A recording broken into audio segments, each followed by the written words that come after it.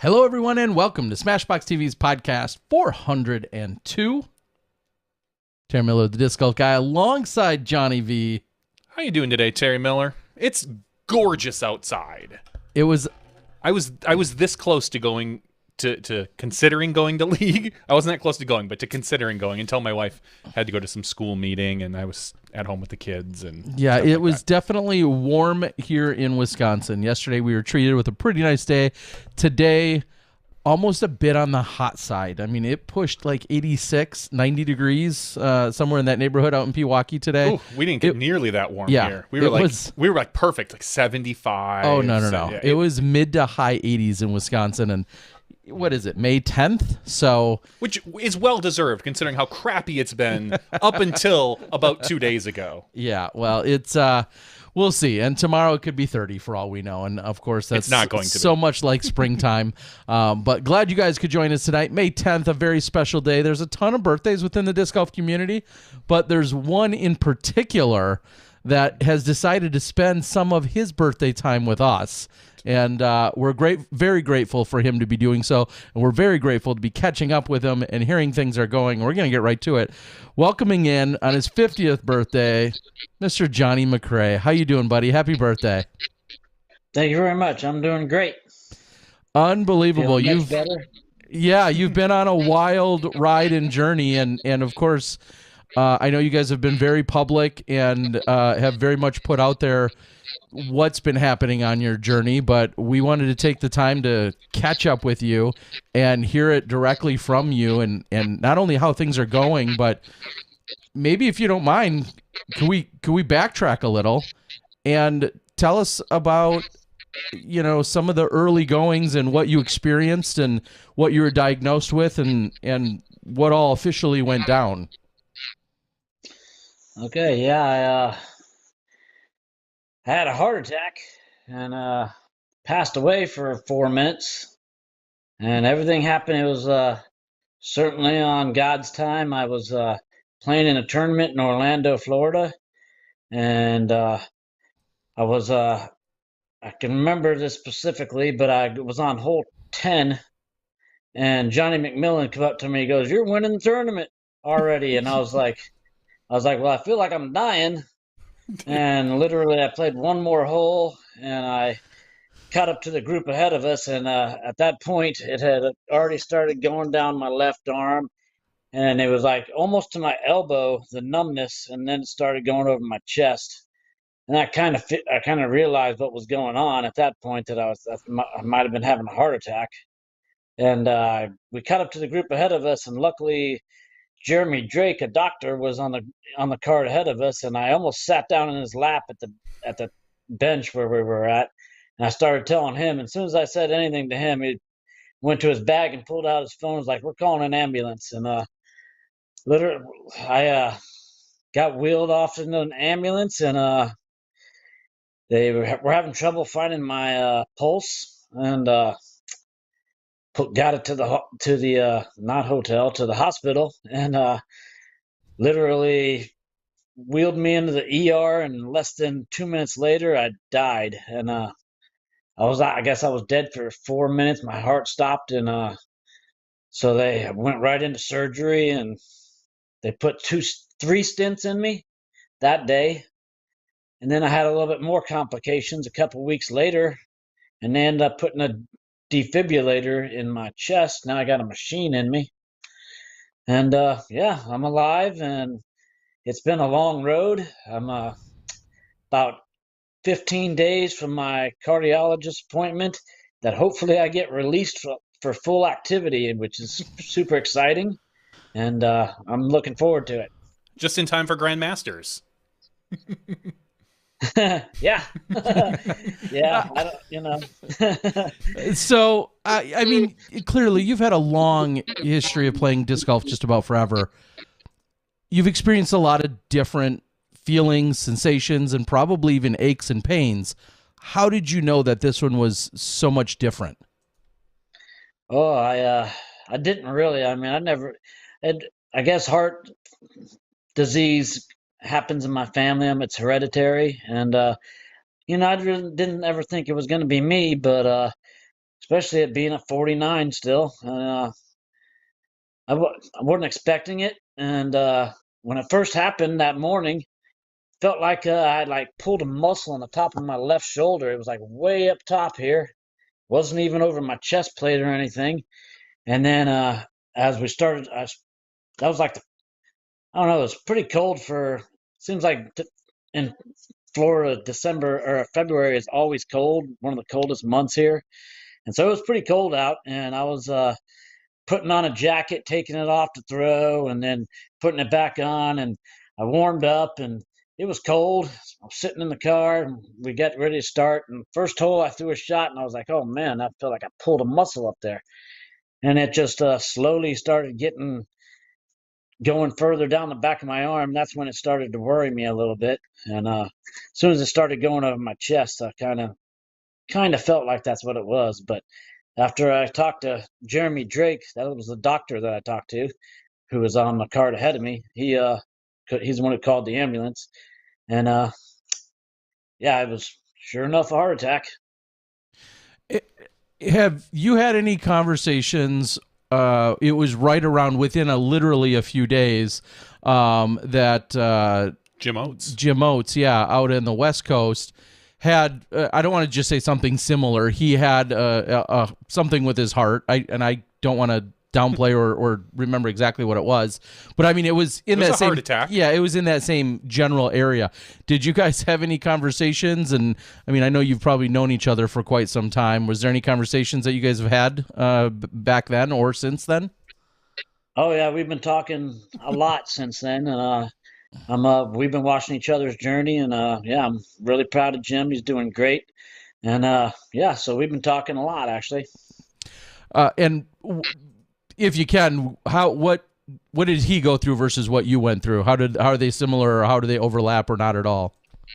So they actually cut into his chest, where they went through a artery on me to put the stents in, and then they went back later when I was having the trouble through a vein, and that's how they found out I was having more complication with my heart, and that's when they put the defibrillator in. That was on the 20th of February. So it was, and he had a bypass. So I believe they cut into his chest, and they only cut open my skin and stuck the machine in me, besides putting the stents in through the artery. Okay. And, you know, I remember thinking to a post that Jen had made that she said she had to take away your phone because you were getting inundated with so much outpouring of love and kindness and people wishing you, well wishes and whatnot. What has that been like, just being sidelined in general? You're so active. You're the guy we look to as like the timeless, ageless wonder in disc golf. What's that been like, being sidelined for the last few months? Oh, it's been tough, I tell you. I have been very active my whole life, and it's been tough to sit still and not get out and try to do something. Lately, I've been released to do some putting in the yard, and for about a month now, so that's been good. And just recently, they told me I could start trying to throw, but I've been like putting on a sling and then putting a couple ace bandages around me to hold my arm still, because with this defibrillator in me, my body has to adhere to it. It's almost like setting tile on the ground, like you wouldn't step on it right away. This is the same way it has to set. So I wasn't able to move my left arm and lift. I'm still not supposed to lift anything over 5 pounds. So I'm still kind of on restriction a little bit, but it's been amazing. The outpour and love from the community has been super great. I didn't know I was loved so much. You should know that. Yeah. I mean, you've been around for so long. I mean, Terry and I we remember meeting you back, well, we were in college, but we were all a lot younger back then, and watching you try to hit the bottom of the water tower. And you're such a traveled guy. I guess it's hard to step outside of yourself a little bit to see what the community really thinks of you. But I mean, obviously, from the outpouring that we've seen, that you're a beloved member of the community. And we've seen a lot of things, like your sponsor stepped up very big and did some special discs for you. Is that right? Oh yeah, they did a few more than one, and even other companies have helped out. I mean, EV7 stepped up big for me, Phil, and it's been it's been amazing. A lot of companies have, and a lot of people have donated to different charity events for me, and ran charity events all over the country, from Wisconsin, you guys' home state, to Las Vegas, Johnny Ray, and Texas and New Mexico, and all over the place. It's been amazing, really, really is. It's definitely heartwarming. Helped heal my heart. Everybody's prayers. It's been great. I've really been feeling the love. Well, you should, and you know, to follow what Johnny V was just saying, us, you know, anyone that's talked to you for more than 2 minutes, you know, feels that love and that Frisbee family and that vibe and the sweet kindness and generosity that you and your wife, you know, bring to the table, to the course every single day. But then on top of all of those amazing things that you're doing and you're being as a human, you then step onto the course. And like I said, you, in addition to all of that, you're this ageless wonder when it comes to your skill set. And I think you've continued to just blow people away with how is this old guy, as they might say, how is this old guy hanging with or beating still throwing so many 400 plus and whooping up on us. Yeah, just people, you know, it's just, you've been the complete package to so many people, and it's just, you've been such an inspiration. And so everybody's rallying around, you know, the recovery and the process that you're going through. Where I saw you posting, said you're gonna figure out this forehand thing, huh? Is that the plan? Work on other parts of your game slowly but surely, and you know, how does this reassess your skill set? Well, yeah, I've been working on, you know, little standstill forehands and stuff, and feel like it's getting a lot better. You know, I can use it for up shots when I want to now. I can, and so I feel pretty positive about that. I still haven't thrown any shot, you know, 450 or not anything like that yet, but I plan on getting there, and I feel like yeah, working on some new things, trying to get better, you know, just like anybody would, I would think, I would hope. And it's it's been a very hard journey, but it's I'm happy, still happy. I'm so happy to be alive and just being here today. I'm really happy you guys had me on. It's a great opportunity, and I thank you very much. Well, of course. Now, I guess now you're playing a very different role, that you're not on camera as one of our elite players, and instead you're on the outside looking in at what professional disc golf has done here in 2022. The Disc Golf Pro Tour, the merge, of course, you know, the official merger of the NT and the Pro Tour to make the Elite Series. We've got one major, which I know, you know, we had some shout outs and sent love your way from WR Jackson, and we know how much you love that course, how well you've performed at that course. I talked about that in the press conference.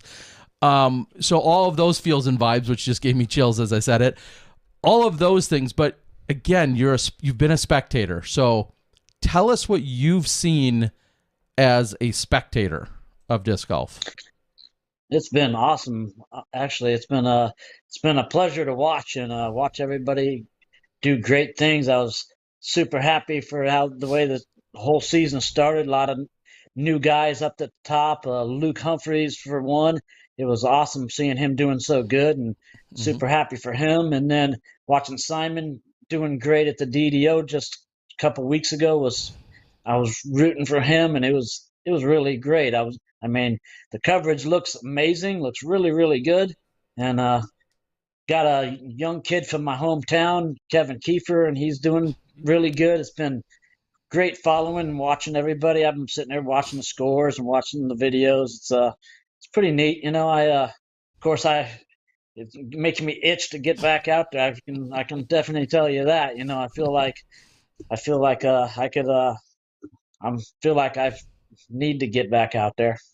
Yeah, and is it ever like any of your friends, and you're friends with so many people, but I think of a Patrick Brown or a Kevin Kiefer, you know, these guys, or a Simon, you're watching, you're like, what is he doing? Why is he going that route? I mean, like, you're qualified to second guess what people are doing on the course because you're so good and you know the courses and you have the skills. He might not have missed a DDO after looking at all the wind. Yeah, that's I'll say true. that. But do you find yourself like you just said, rooting, but do you also find yourself second guessing someone or in disbelief that somebody just threw OB and that you couldn't believe how they did it? Like, again, you have such a different perspective right now.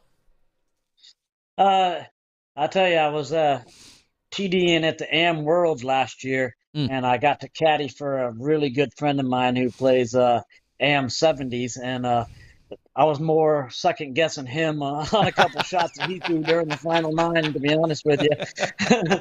But no, these guys are all so good, and I haven't really felt like, why'd you do that during any of the Pro Tour events or anything like that, but definitely at the AM Worlds, I was thinking that. So I have to ask, if you're watching all these guys and you are the best judge of your own skill set right now, how long is it going to take you to get back into competing shape so you can compete with these guys? I have no doubt that you could probably step in and within maybe by the end of the year, if you're cleared up, and compete with MP40, which I possible, but do you think you can step right in by the end of the year, or are you going to wait till next year to compete with the open division again? No, I have to get back this year. I mean, it's been a goal of mine since I was 25 years old to compete till I was 50 in the open division. So I feel like I definitely have to get back in there. And I got plans. I've been able to throw a little bit, like I said, with my arms slung up and stuff, and I only got 15 days left of that doctor's appointment, and I'm gonna get out there and I'm gonna start working. I feel like I can do it, and I know that I will do it. And whether I compete, I'm not saying I'm gonna win one of the Pro Tour events or anything, but just to get back out there and play is gonna be reaching one of my goals. But of course, I do want to do good. You know what I mean? That's just a competitor in me. But I think that once I get released, I'm going to be doing the work that I need to do to get back there. So I feel like my time is coming, and it's only 16 days away. Right now, and I know you're waiting for this official clearance. What percentage on a scale of 1 to 100%? 100% means you felt as good as you've ever felt. Where do you feel you are right now? Like today, sitting in that chair, what percent wellness and overall health do you feel you're at out of 100%? Well, I'm down 25 pounds, so I'm doing pretty good, and I'm feeling pretty strong, and I'm eating really healthy, and I'm maintaining my weight, which is a good thing. And I feel like I am probably right now I'm about 86%, to be honest with you. That's what I feel. And I've been doing what they tell me, and I like I said, it's just the whole lifting this left arm too high and stuff. So that there's leads, they call it the leads, but there's like 4 corners on this machine on me. Then I don't feel like it's moving around at all. I feel like it's pretty set in there. And like I said, I've been throwing a little bit, and I feel like as soon as they let me, I'm gonna go out there and try to get the full follow through and see what happens. I know, it's gonna take me a little bit of practice and all that, but I'm in shape, just like I always was, and maybe even better shape, a little less round. And so, so I feel like I'm actually signed up. I've been feeling so good. I signed up for the Masters Worlds in the 50-year-old division, and I signed up for the Open Worlds as well. So, and I got high hopes to make it to both of those and perform at a very good rate. Well, I was going to say, being in the production side of it, I can almost guarantee you, if people are wondering, that the first event Johnny plays, he's going to be on a feature card. No, seriously, everybody knows it. It will be a big story to have Johnny come back after, we'll call it an extended off season, a little extra winter vacation, and being able to see how he's playing. Are you looking forward to getting in front of a camera, Johnny? I am actually. I have still have a lot to give this sport, and I think it's going to be a great thing. And I can't. I'm looking forward to it. Honestly, I'm. It's gonna. It's gonna happen. And like you were thinking, maybe at the end of the year, I'm actually. I've been pulling out of tournaments left and right because of this, and I didn't pull out of the Idlewild, and I'm hoping to make it to that. I'm still. That's my goal, to be back and play in the Idlewild. So, and that's in the first, for maybe the first or second weekend of July. So that's pretty quick. Yeah, about 2 months away in terms of Idlewild. And I was just thinking, one, seeing you in Peoria would be great, to see you at the Pro Masters, the age protected worlds. But then, I mean, maybe to your advantage, you we'll see Worlds played almost as late as ever. This is the second latest Pro Worlds has ever been played. It'll be the week of Labor Day, so that's as late as it could be, which again works out in your advantage and just more time to heal. And you're returning to a place where you left a world champion back in 2016 on that same property and those same courses that you know very well. So it kind of feels like a pretty, I don't know, a serendipitous homecoming of sorts to to see you back out there, hopefully at the Pro Worlds come September in Emporia. Absolutely, being a part of the Trilogy family too is definitely a place I was really hoping to make it to the DDO. Actually, I wanted to play, of course, but that wasn't possible. But so I still wanted to go, but the doctors advised me against it. So but I still wanted to be there. I really did. But and the wind thing that Johnny said earlier, I'm actually from Florida, which is a windy place here, and I'm a wind player, so I love the wind. You're like, oh, let me at it. I'll show those guys how to do it. I can only imagine watching some of the players lay up from like 30 feet, and Johnny's pulling his beard out like, no, I can hit that. I swear to God I can. I was definitely probably the right decision at some point. I saw Ricky doing it too, and yeah, it's I'm sure that it was the right decision, But yeah, I saw a video where you were shooting Calvin earlier this year at the Grand Canyon, and you were talking to him about low power shots, straight, throwing those low shots. And I heard him say, you should ask JohnE McCray. He does it all the time. And that's basically the way you do it. You just like ball golfers do it. You keep it lower in the wind, and that's maybe I'm giving away the secret, but yeah, that's the best way to keep it in bounds. Well, I mean, I think about the ace you had a few years ago at New World specifically, hole 2 or 3. And, that's what, 350, 360, a low line drive, to get there on that particular shot and with a low ceiling. And I just, I think of that as such a classic shot of yours, and attribute that type of shot to you. So yes, all the props. Good to see people like Kelvin and others recognizing and always giving the props, where due, for our, people that have been doing it for quite some time. It's awesome. World Championships, does one mean so much more than another? I mean, because you've got age protected world titles, but yet we know you're a fierce competitor that can hang in open. Do you feel like, dare I ask, does a age protected first place feel that much better or worse than, say, a third place in open? I mean, could those even be compared in any way?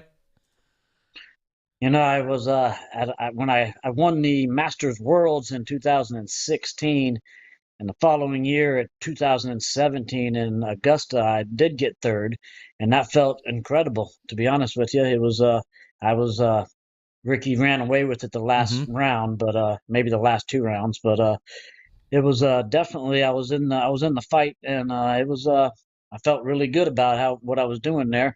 And I know nobody has won a age-protected division world championship and then won an open one, so that would be a tall task. But guy can dream.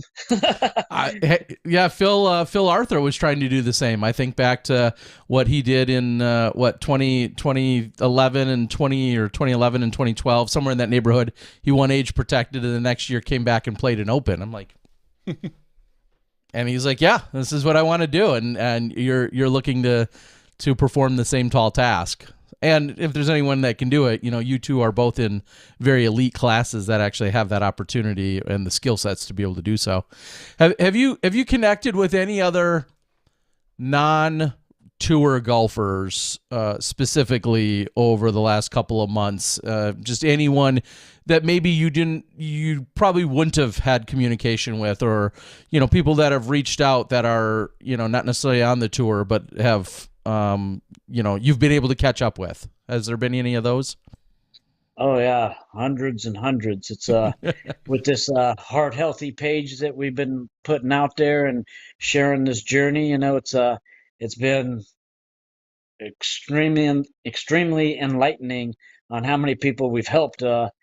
Just 2 days ago, we had a friend go in for a heart surgery, and he went to the doctor because of all this, and he actually went in on like 3 days ago, and 2 days ago he was having surgery. So it's been amazing how many people that we're helping, and it's great. It's a great feeling. It's been super great to share everything with everybody, and people going to get checked. My brothers, my family, my friends, people that I've known as I've toured around, they've gone and got checked. It's been amazing to help people, and they send me messages all the time, and it really makes me feel good. Good. It should. Now, I was going to say, you sound like you're following doctor's orders. You're down 25 pounds. Everything looks great.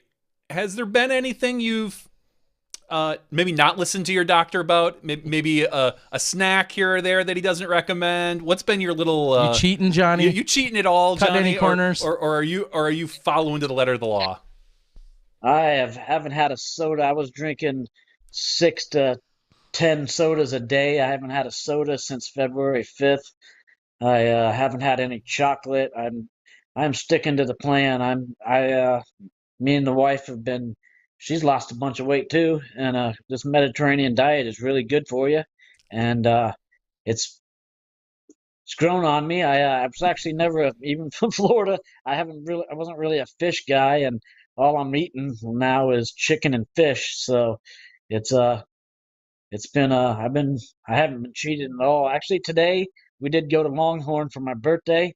It's pretty much the first time we've even eaten out, and Jen's been making my food and making sure it's all good and right. And so today we went, and I still had chicken, but but it was delicious, I tell you. So I love it. we've been eating really good, and I haven't cheated at all, and I feel great.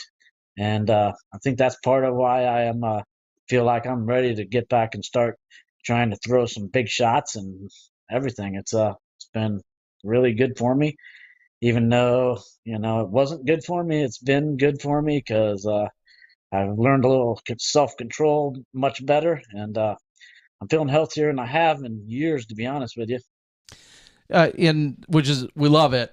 And so I'll follow that up. You've referenced it, and it was filed somewhere to get asked tonight.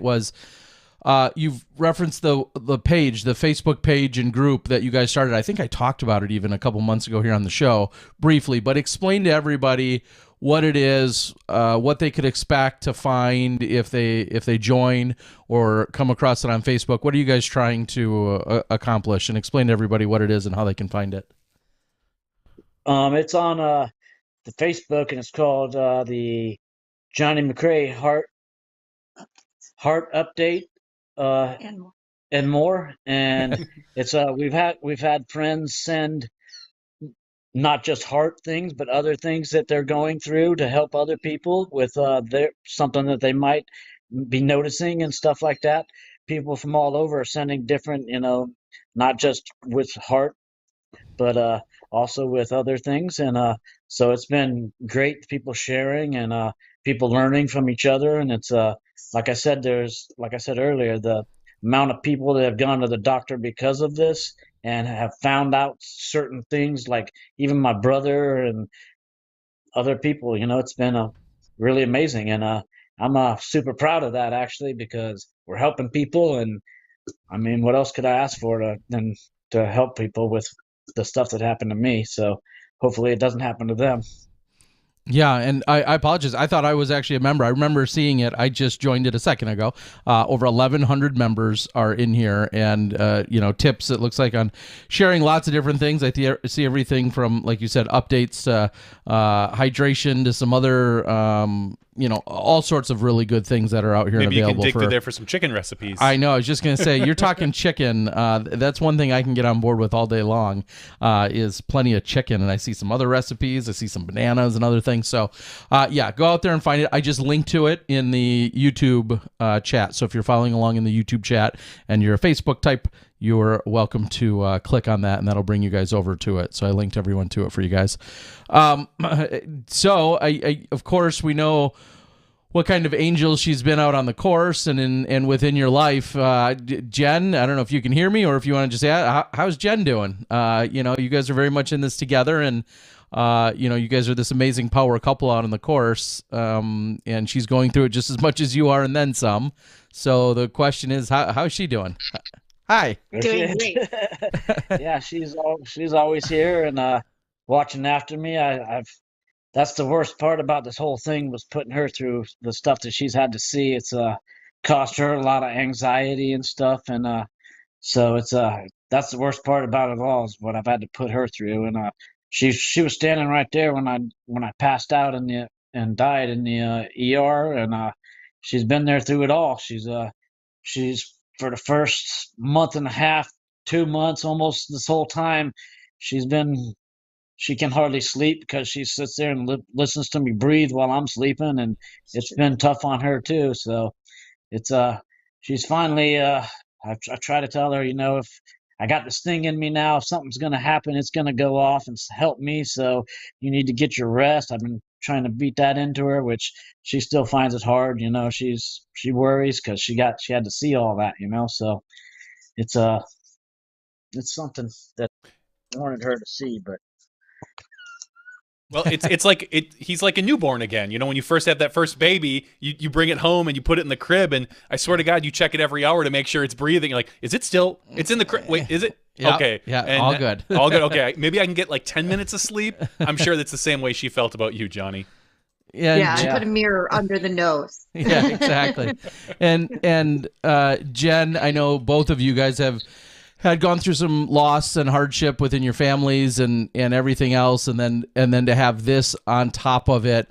I know you guys have struggled through quite a few things, but here you are coming out on top and just coming out that much stronger and healthier and closer and everything else together. And it's just know that I recognize, and I know the rest of the world does, just the incredible power and angel that you've been in this whole process, to be there with Johnny in every step of the way, and you're working on everything of your own, and things that are thrown at you, and everyone's thinking of you as well through all of it.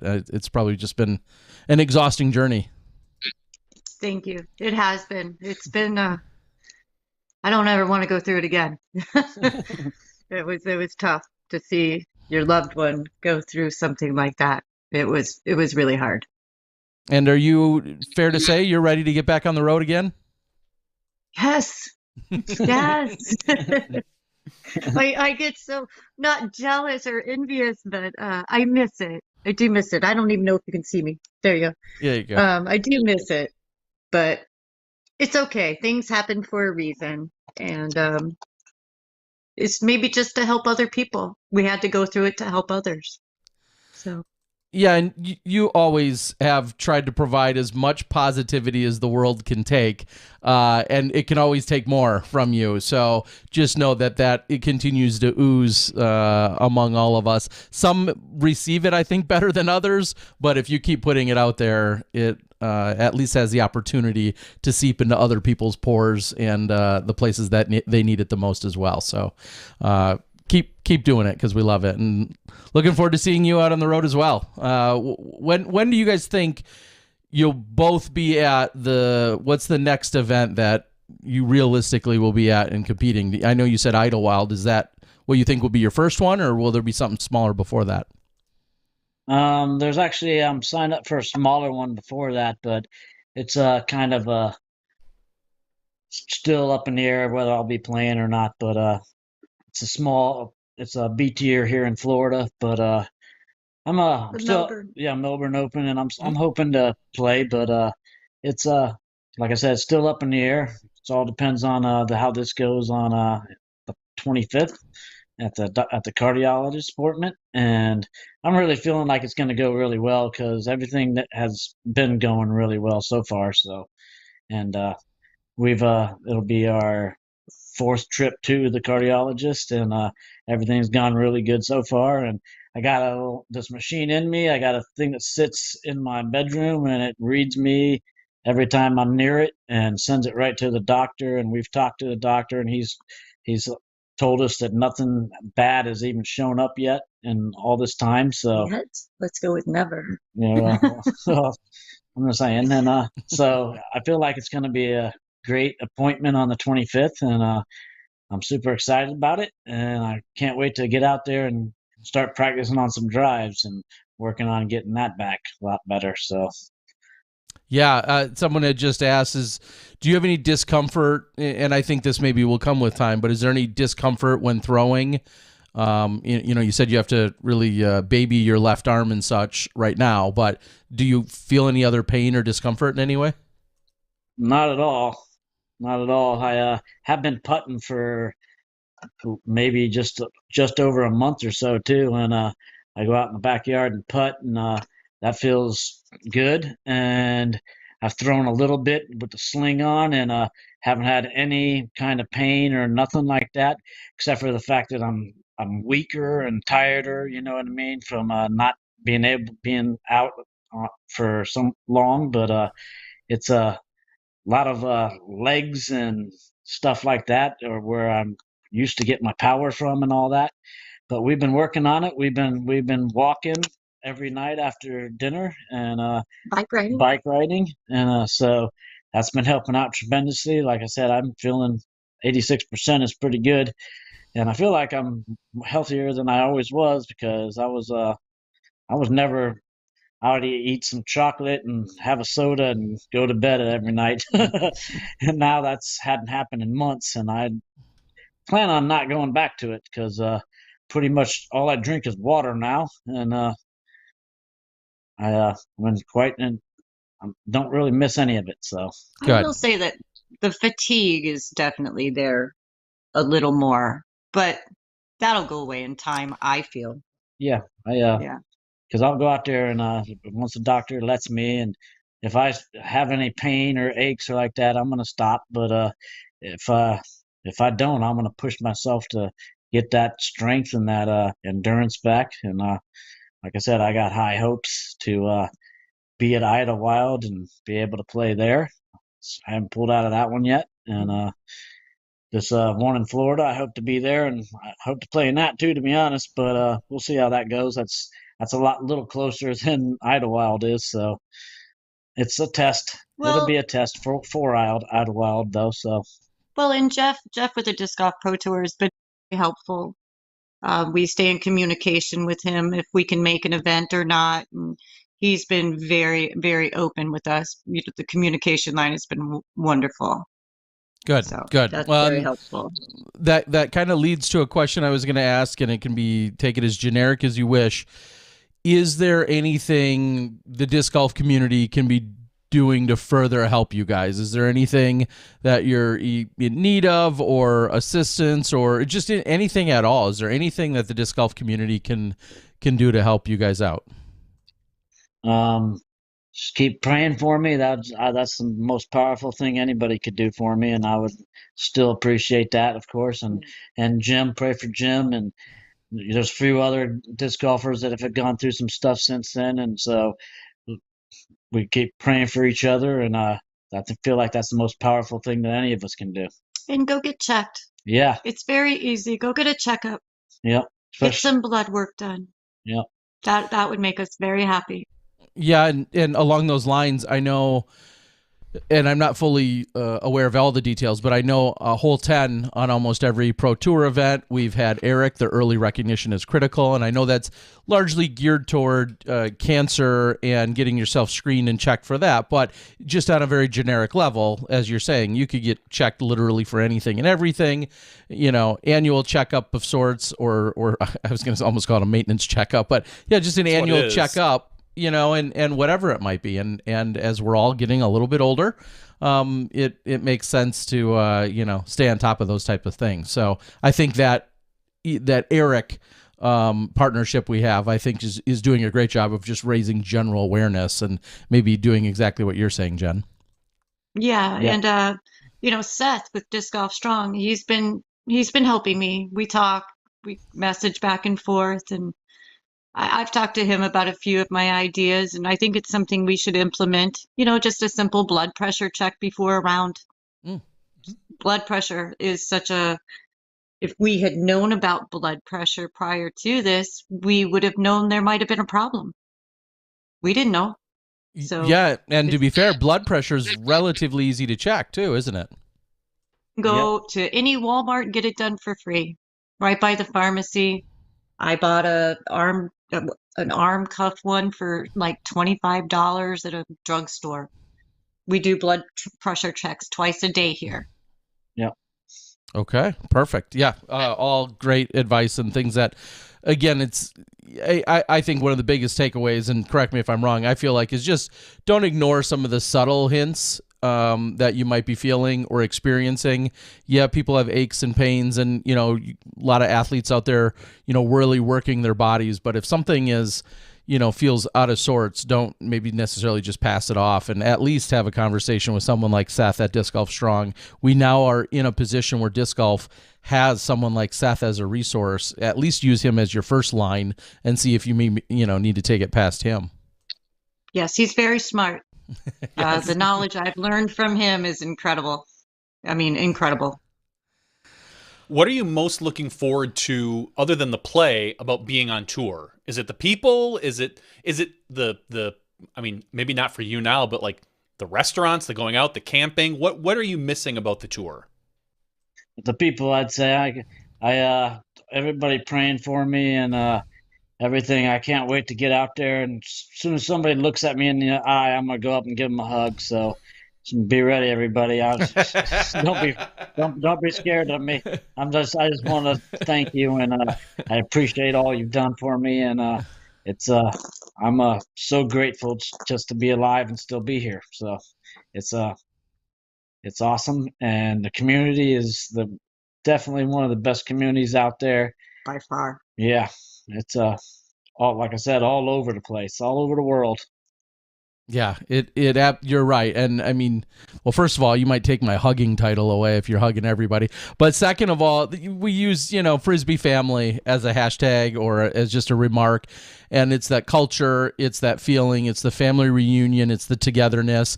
We have different teams and alignments and competition week in and week out. But at the end of the day, it's just a whole bunch of people traveling around, throwing, a piece of plastic through the air. And we have that, brotherhood among us all.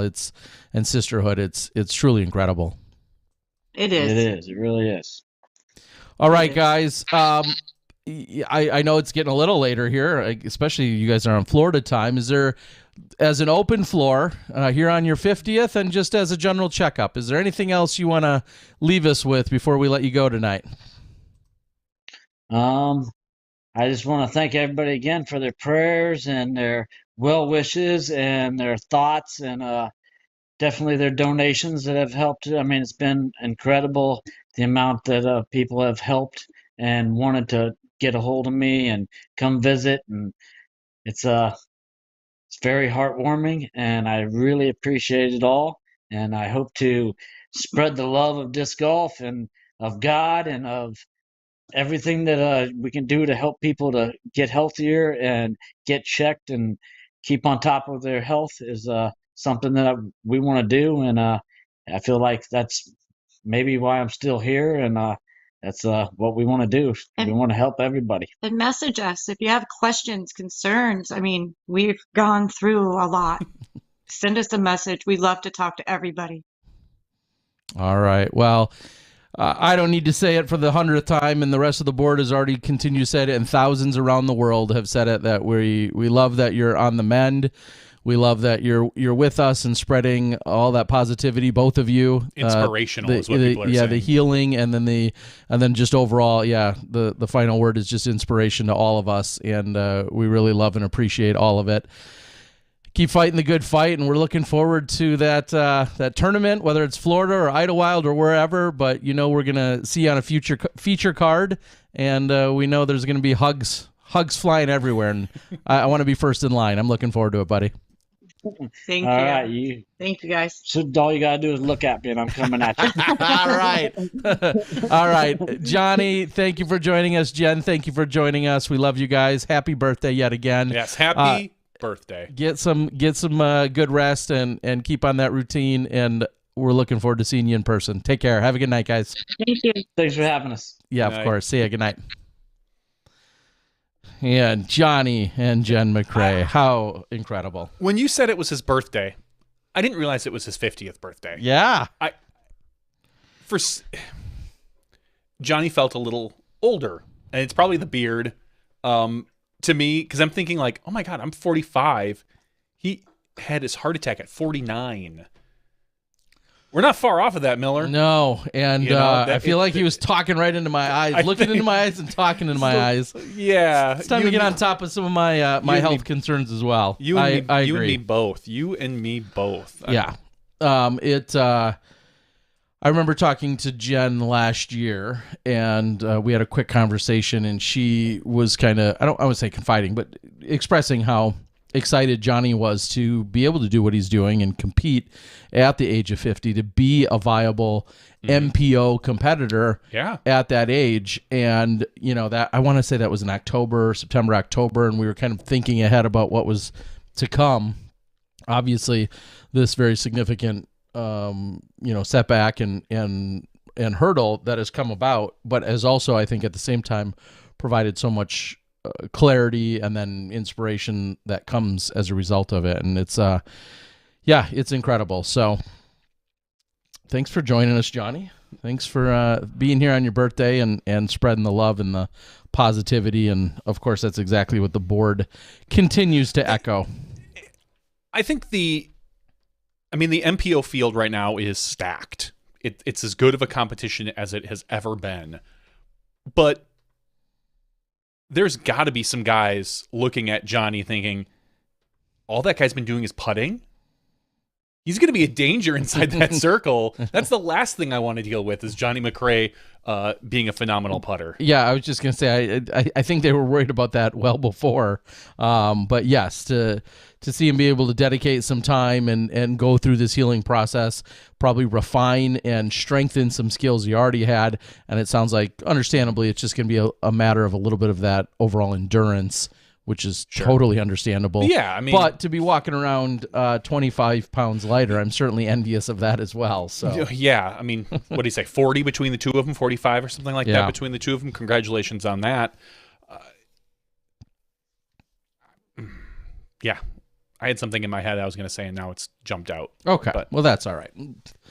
It won't be your last time. Oh, no, certainly. So thank you again for joining us. That is probably, I feel like it was overdue probably anyway, to have him join, but worked out really well on a night like tonight. Also, one thing that I was, a moment that came in and out of my brain while talking to him, was thinking about what we're also seeing from the likes of Scott Stokely.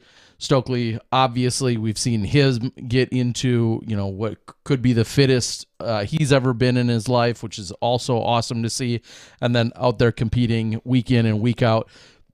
Excuse me, not necessarily having the results that, we see from JohnE McCray on any given weekend, but just the fact that Scott is out there playing MPO, doing what he's doing, battling with the players that he is, and on any given weekend has the skill sets to put it together, is also very incredible to see. It's pretty crazy what's going on in the world of disc golf, and it's not always just all the little young bucks getting it done. All right, speaking of, I was going to say young bucks, goats, other things taking place. I think we had a tournament going on this last weekend that surprisingly there was a you nor I had any part of, which is somewhat abnormal to have a couple of large scale events going on this weekend that in no post production, no live, no Silver Series, no any of that capacity. A couple tournaments this weekend. Johnny, should we recap what we saw on a few of the A tiers, the super tours as we called them in the early 2000s? The super tours. The super tours. Wow, we are going back. That's that's an old one for you guys. Check with your dad. There was actually a lot of super tours. Okay. This weekend, we had real quick, and you know what? We used to do a lot of this when there was no PDGA broadcast or podcast. They got this under control now, so we're just going to probably thank one or two of the winners. The 303 Open out of Colorado. Kyle Klein takes that one down in MPO, beating out Joel Freeman for second. I believe defending Open. his title. I believe he beat Eagle by a stick last year at that event. Yeah, there was no Eagle, but no Eagle, and I don't believe any Joe Rovere. Yeah, I believe Kyle though Joe was there. He was. He just wasn't in the top three, which had us both shocked. Yeah, which had me shocked. And Open Women, Rebecca Cox taking down her first win of the season. Okay. Followed up by Deanne Carey and Sammy Joe Guerrero. So congratulations, Sammy Joe, for the 303. Colorado. Yep. The Lexington Open in Lexington, Kentucky. An event you and I have played in Lexington Lexington Open 1 and Lexington Open 2. Yeah, this is those. The 24 Lexington Open 24. You and I played in 1 and 2 on a spring break trip. Jeepers! Holy cow, you're old. Yeah, I know. Trust me. Taking first place was Tyler Horn, shooting 28 under par, taking home $1,541. Second place was Sam Lee, taking home $1,179. The Open Women, Macy Veladiez, stepping off the Pro Tour circuit, because there was not one, taking that one down over Holly Finley. Finley taking second place. So congratulations to both of those women. We're moving on down to, we'll go with over in another A tier over in Leedsburg, Virginia. The Odds, number 4 Blue Chip Technologies, presents the Loco Open 11. You and I played in the Loco Open. No, never. We never have. We're not. Yeah, 11. That's too new for us. Yeah. Gosh. Nick Carl taking that one down. Nice. From Matt and Nick fame. You know, just. That's all he's known for. I was going to say all around fame. So congratulations, Nick Carl, taking that one down over Zach Shiley and Matt Hammerstein, tied for second place. So congratulations, Nick, $1,200. Open Women, Elaine King, $1,200 for Open Women. Congratulations on a field of 5, beating Michelle. Michelle Frazier by 9 strokes, who still took down $860. So that's some ridiculous FPO payout. Great payout. That's some great payout in general. So nice work to the crew. The Lower Peninsula Open over in Dexter, Michigan. We saw Robert Burridge take this one over Tim Barham. And then in the Open Women, Sandy Hendel beating Chantel Badinsky. So congratulations. A couple of Canadians coming into playing Michigan there. I think they're both Canadian. They are actually.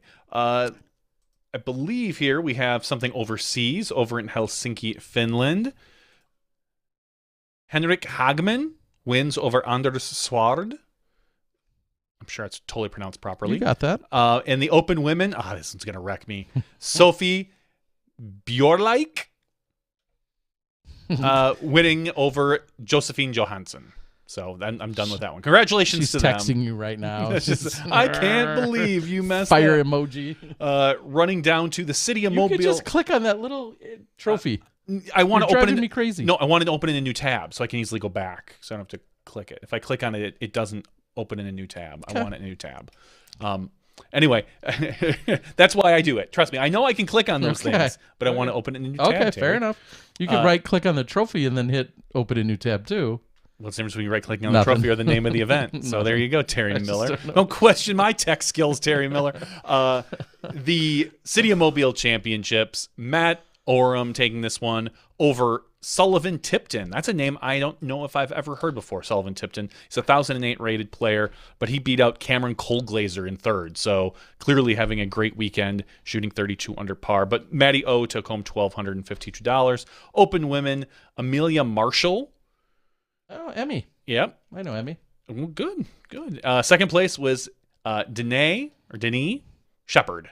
So congratulations to both of them. And finally, saving this one for lots of last. super tours this weekend. Yes, lots of super tours this weekend. The challenge at Goat Hill, formerly a Silver Series event. Okay. This one had a few more bigger names, we'll say. But winning this one by a single stroke was Alden Harris, winning over Luke Sampson. So Luke continuing to play, beating out Drew Gibson in third. So congratulations to Alden. Kind of keeping that good play rolling from the last week or a few weeks, actually. Jonesboro, yep.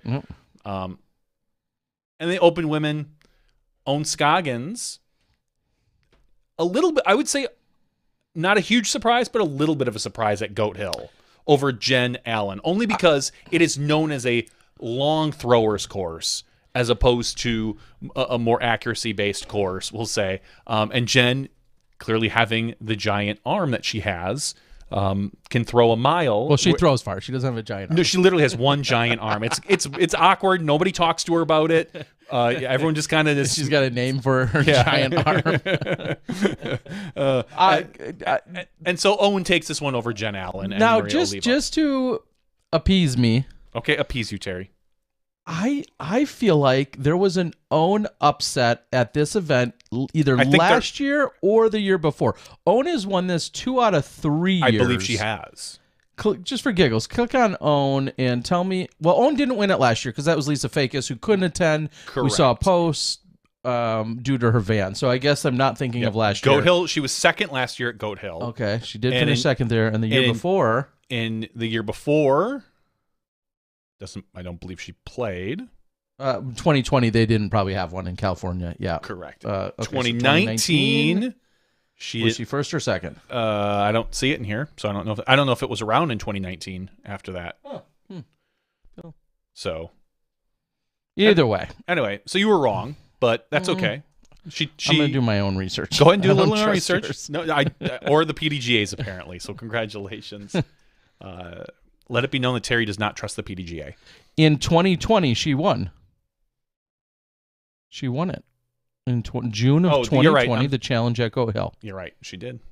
So, either way, I still think it's an upset because it's a big long. Oh no, I'm not disagreeing with you. I'm just saying it's funny to think that she has played well at this long course, this long open course, over Jen Allen, who has been playing very well lately. Advantage. Yeah, Jen won in 2019, Owen in 2020, and now 2022. So it's been a 2-woman race there over the last few years.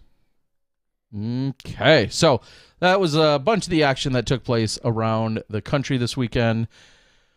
And next weekend, holy cow, are we back on track? Kind of. No, we have a Silver Series event this upcoming weekend. We do in the Masters Cup, right? It is the Masters Cup over in De La. So we're seeing a lot of players kind of migrate over there. A lot of them like this event. It's a unique course. It's a classic course, regardless of some of the changes that have been made up. And you're starting to see more social media from the players that are getting there and playing and getting warmed up. Some people for their first time, others probably for their 30th time. So, and that is on Friday, May 13th through the 15th. That is an A tier. Other A tiers coming up is the Rumble over in Illinois, an event you have been to a few times. We see the Kitsap Classic over in Washington. And it looks like the Huck Central presented by Southern Wesleyan University over in South Carolina. Central South Carolina. Central. Which is actually a city. Yes. Yeah, which is just confusing to say. Central is the name of the city. It's not in Central South Carolina. Exactly. Unless Central South Carolina is in the center of the state. No, it's not. Well, then that is very confusing. It is very confusing. We covered it last year. Yeah. And it sounds like they have some great stuff going on. Best of luck to you guys. And And But yeah. and as well as the 31st Capital of Texas Open presented by Mint Discs in Austin, another A tier. And then after that, obviously, we start going back onto our Elite Series events. But yes, we do have a few. We got a silver, not a silver. Yeah, we have a silver series as well as a few super tours. Should we try to bring back super tour? Should we make it a thing? Get that I don't want to say it back in the vernacular. Just make that part of the. It's not really a tour anymore, so. It was barely a tour before. It was more a designation. Super Tour was kind of the tour before the NT series showed up. Well, and when the NT series showed up, it kind of became relegated to just a bunch of big A tiers that were called Super Tours. And then the term just kind of vanished, I felt like. I don't know. Super Tour sounds great to me. I like Super Tour. We'll go with that. We're going to call them Super Tours. Also this weekend, I have the pleasure of teaming up with Matt Graham over from the Nick and Matt show. Famously, I mean, he's made famous. The more because of famous Nick. one. The more famous No, one. he's been made famous because of Nick Solid Are you Play. sure? I thought Nick was so. made famous because of Matt. No. Or Matt was made famous because of Nick. Either Matt's way. going to be helping me out, and we're going to be at Maple Hill this weekend. And Steve Dodge has put together a college invitational, I guess is the easiest way I would kind of summarize that, a college invitational event, and looking forward to providing some coverage of that this weekend. That will not be live, but looking forward to doing some filming and putting out some content based around that, as they'll be taking on various layouts at, the Maple Hill course.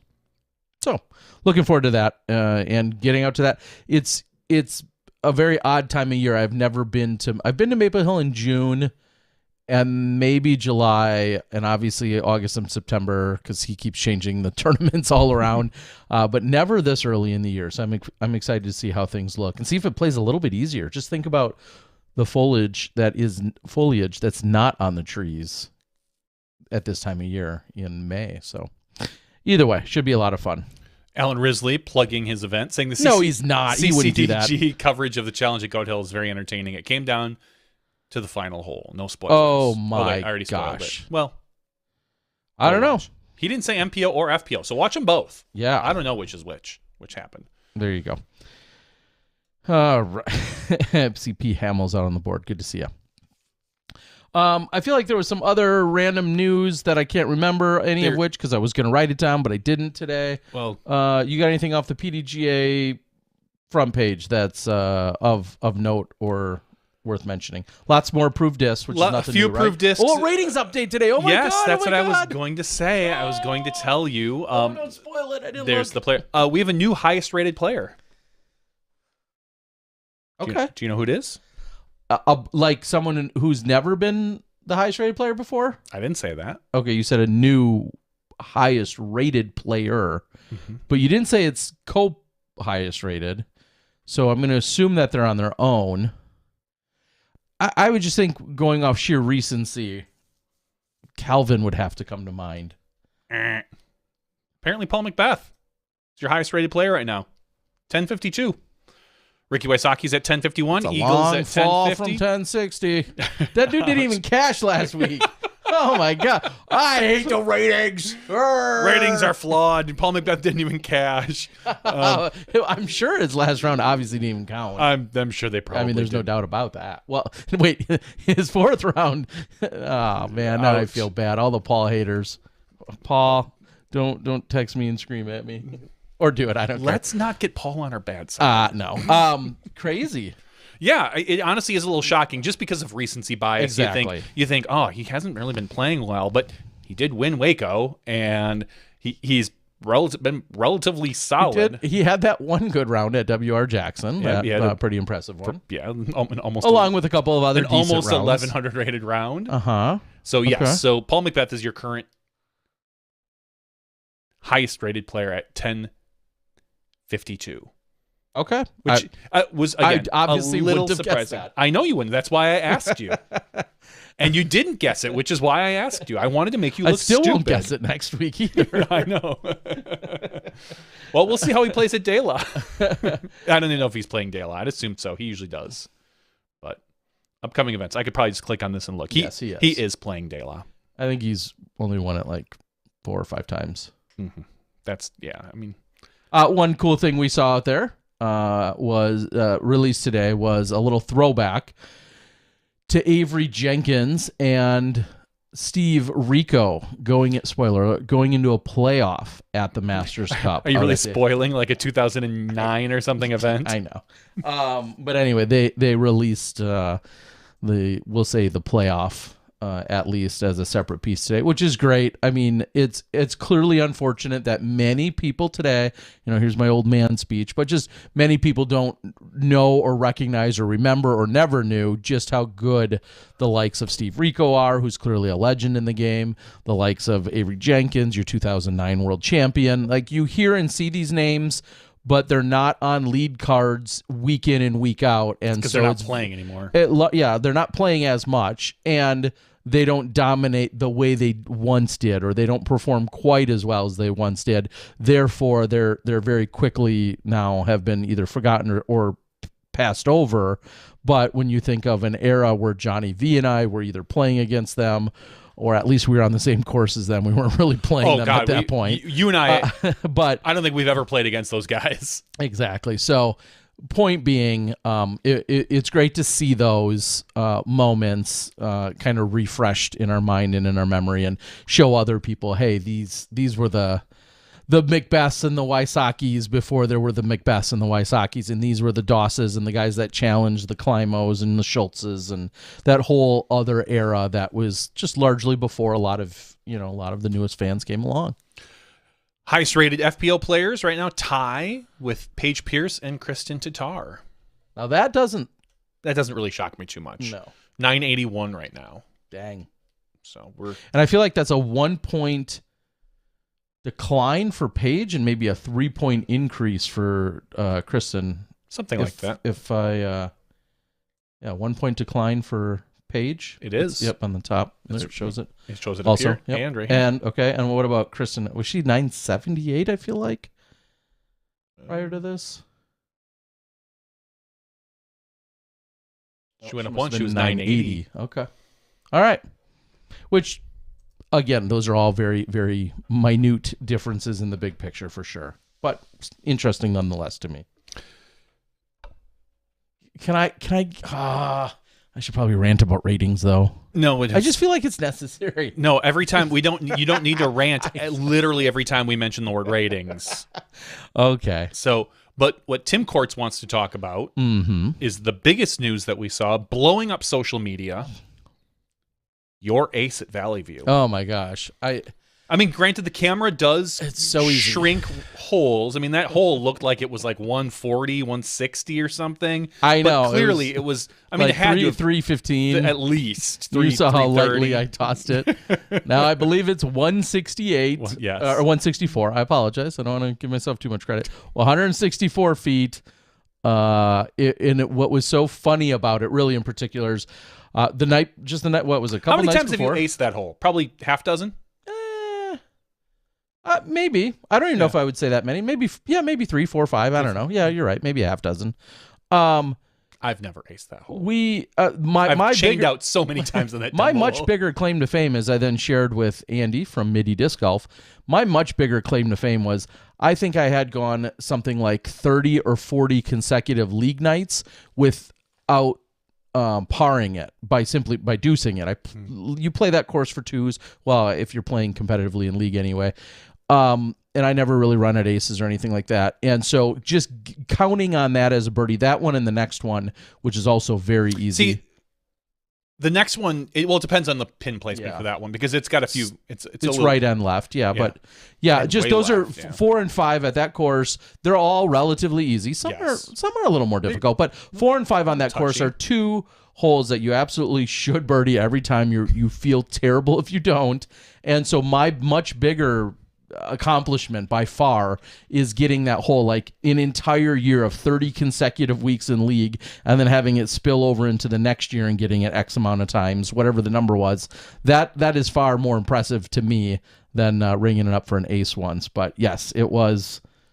So anyway, right before we went out and played, this was all due to Ricky. Ricky saying, hey, when's the last time you played? And I decided that I was going to go get a quick round in. As I've told others, if I'm going to play today, tomorrow or the next day or anytime, I'm not trying to go find Wisconsin or Milwaukee's toughest course and trudge my way through a course, shooting well or not. It just doesn't appeal to me at this stage. That's something I want to work into. If I haven't thrown a disc in 2 or 3 or 6 months, whatever the number's been, the last thing I want to do is be like, hey, where's the toughest course? I want to go take that on. That sounds like fun. So it's a easy fallback to go to a relatively easy course. This is one that I happen to have played thousands of times and ran league at for more than 10 years. And so it's kind of my default if I'm going to go, and it's also relatively easy then and quick to get around in. It is. The around there takes, I mean, if you're by yourself, you can get around in possibly 45 minutes. Oh, less than that. Yeah, I would, depending how busy the course is. Yeah, I would say 30 to 35 at most. I think I ran it once in like 14 and shot like 12 or 13 under and ran the course with 2 discs. You heard him right. Yeah, I ran it, and you could see me actually doing it. It was after a league night that I ran. We had league night, and then I went out and then played the course, and you can see someone, because it's kind of on a lower area from the parking lot, you can see a person playing throughout almost the entire way. You could see most of the holes, and so I think I know I shot double digits with 2 discs running the course in under 12 or 14 minutes, whatever it was. So it's a very easy course, and don't play down your huge accomplishment here, Terry. And Andy, it's the ace that blew up the world. Andy from MIDI had said, he's like, yeah, there's just not like a lot of you playing out there, like just film wise. I'm like, yeah, he's like, is that on purpose? I'm like, no, it's not a concern of mine. And then we had gotten to that hole, and he's like, well, do you care if I film? I'm like, no, I don't care, whatever, it doesn't matter. And yeah, ace heard round the world. That's what I mean. It blew up social media. I saw at least 4 people tweet about it. It was my single most favorited tweet I've ever put out. So okay. I'll take that. It's what's funny to me, and please move on from this. Oh God, no! I want to milk this subject, Terry. There's nothing more that I want to do. What is genuinely about... funny is the amount of people that had no idea I threw frickin' discs. Yeah. Like, period. Yeah. Like, I don't take this as any huge accomplishment by any means. I've got 50 aces, half coming from this course. It's the amount of people like, I didn't know Terry threw discs. Like that, those responses were the most amusing. Which is funny to me because not that anyone should know, but no one gets in our sport that doesn't throw discs. Like, can you think of a single person who is involved in our sport who doesn't play? There might be some media people. There might be a few. I think all of them at some point have joined media because they've played at some point. Yeah, probably. Like, I just don't think someone's looking out and like, disc golf, eh? That looks like a sport I can really get into and make some cash. I could really sink my teeth into all the money's there. Yeah, you're right. I just think that everybody has at some point played, enjoyed it for whatever reason. So, all right. Someone says John Houck. No, what? John Houck. John Houck's like a world champion freestyler / maybe regular world disc golf world champion. He may not play anymore, but he has played, and John Houck's he's a Frisbee OG guy. from like the 80s. Yeah, playing disc golf. Yeah, I don't think Houck plays anymore. No, but maybe not. But yeah, John very much a disc golfer. No, Jamie Thomas does play. I mean, he doesn't ace as often as I do. Clearly not. Yeah, Jamie plays. Yep. Yeah, he's a lefty. Yeah. Yeah. Come on. Tyler Brickley doesn't know how to throw. Now no. Tyler Brickley is a phenomenal human being and the best disc golfer that probably I know, and he's helping me get a basket. This is not a paid advertisement for Tyler Brickley. But speaking of paying, are we officially publicly blaming Tyler F up? Oh, I am. Okay, so let me get into this. So everybody, so just so you know, with the pandemic, it was a lot more difficult to get discs. So they're 2021 discs that for our Patreon supporters. I designed a nice little clean stamp, very simple, nothing fancy because I'm not a designer. I sent it to Terry. Terry said, looks fine to me. Let's order them.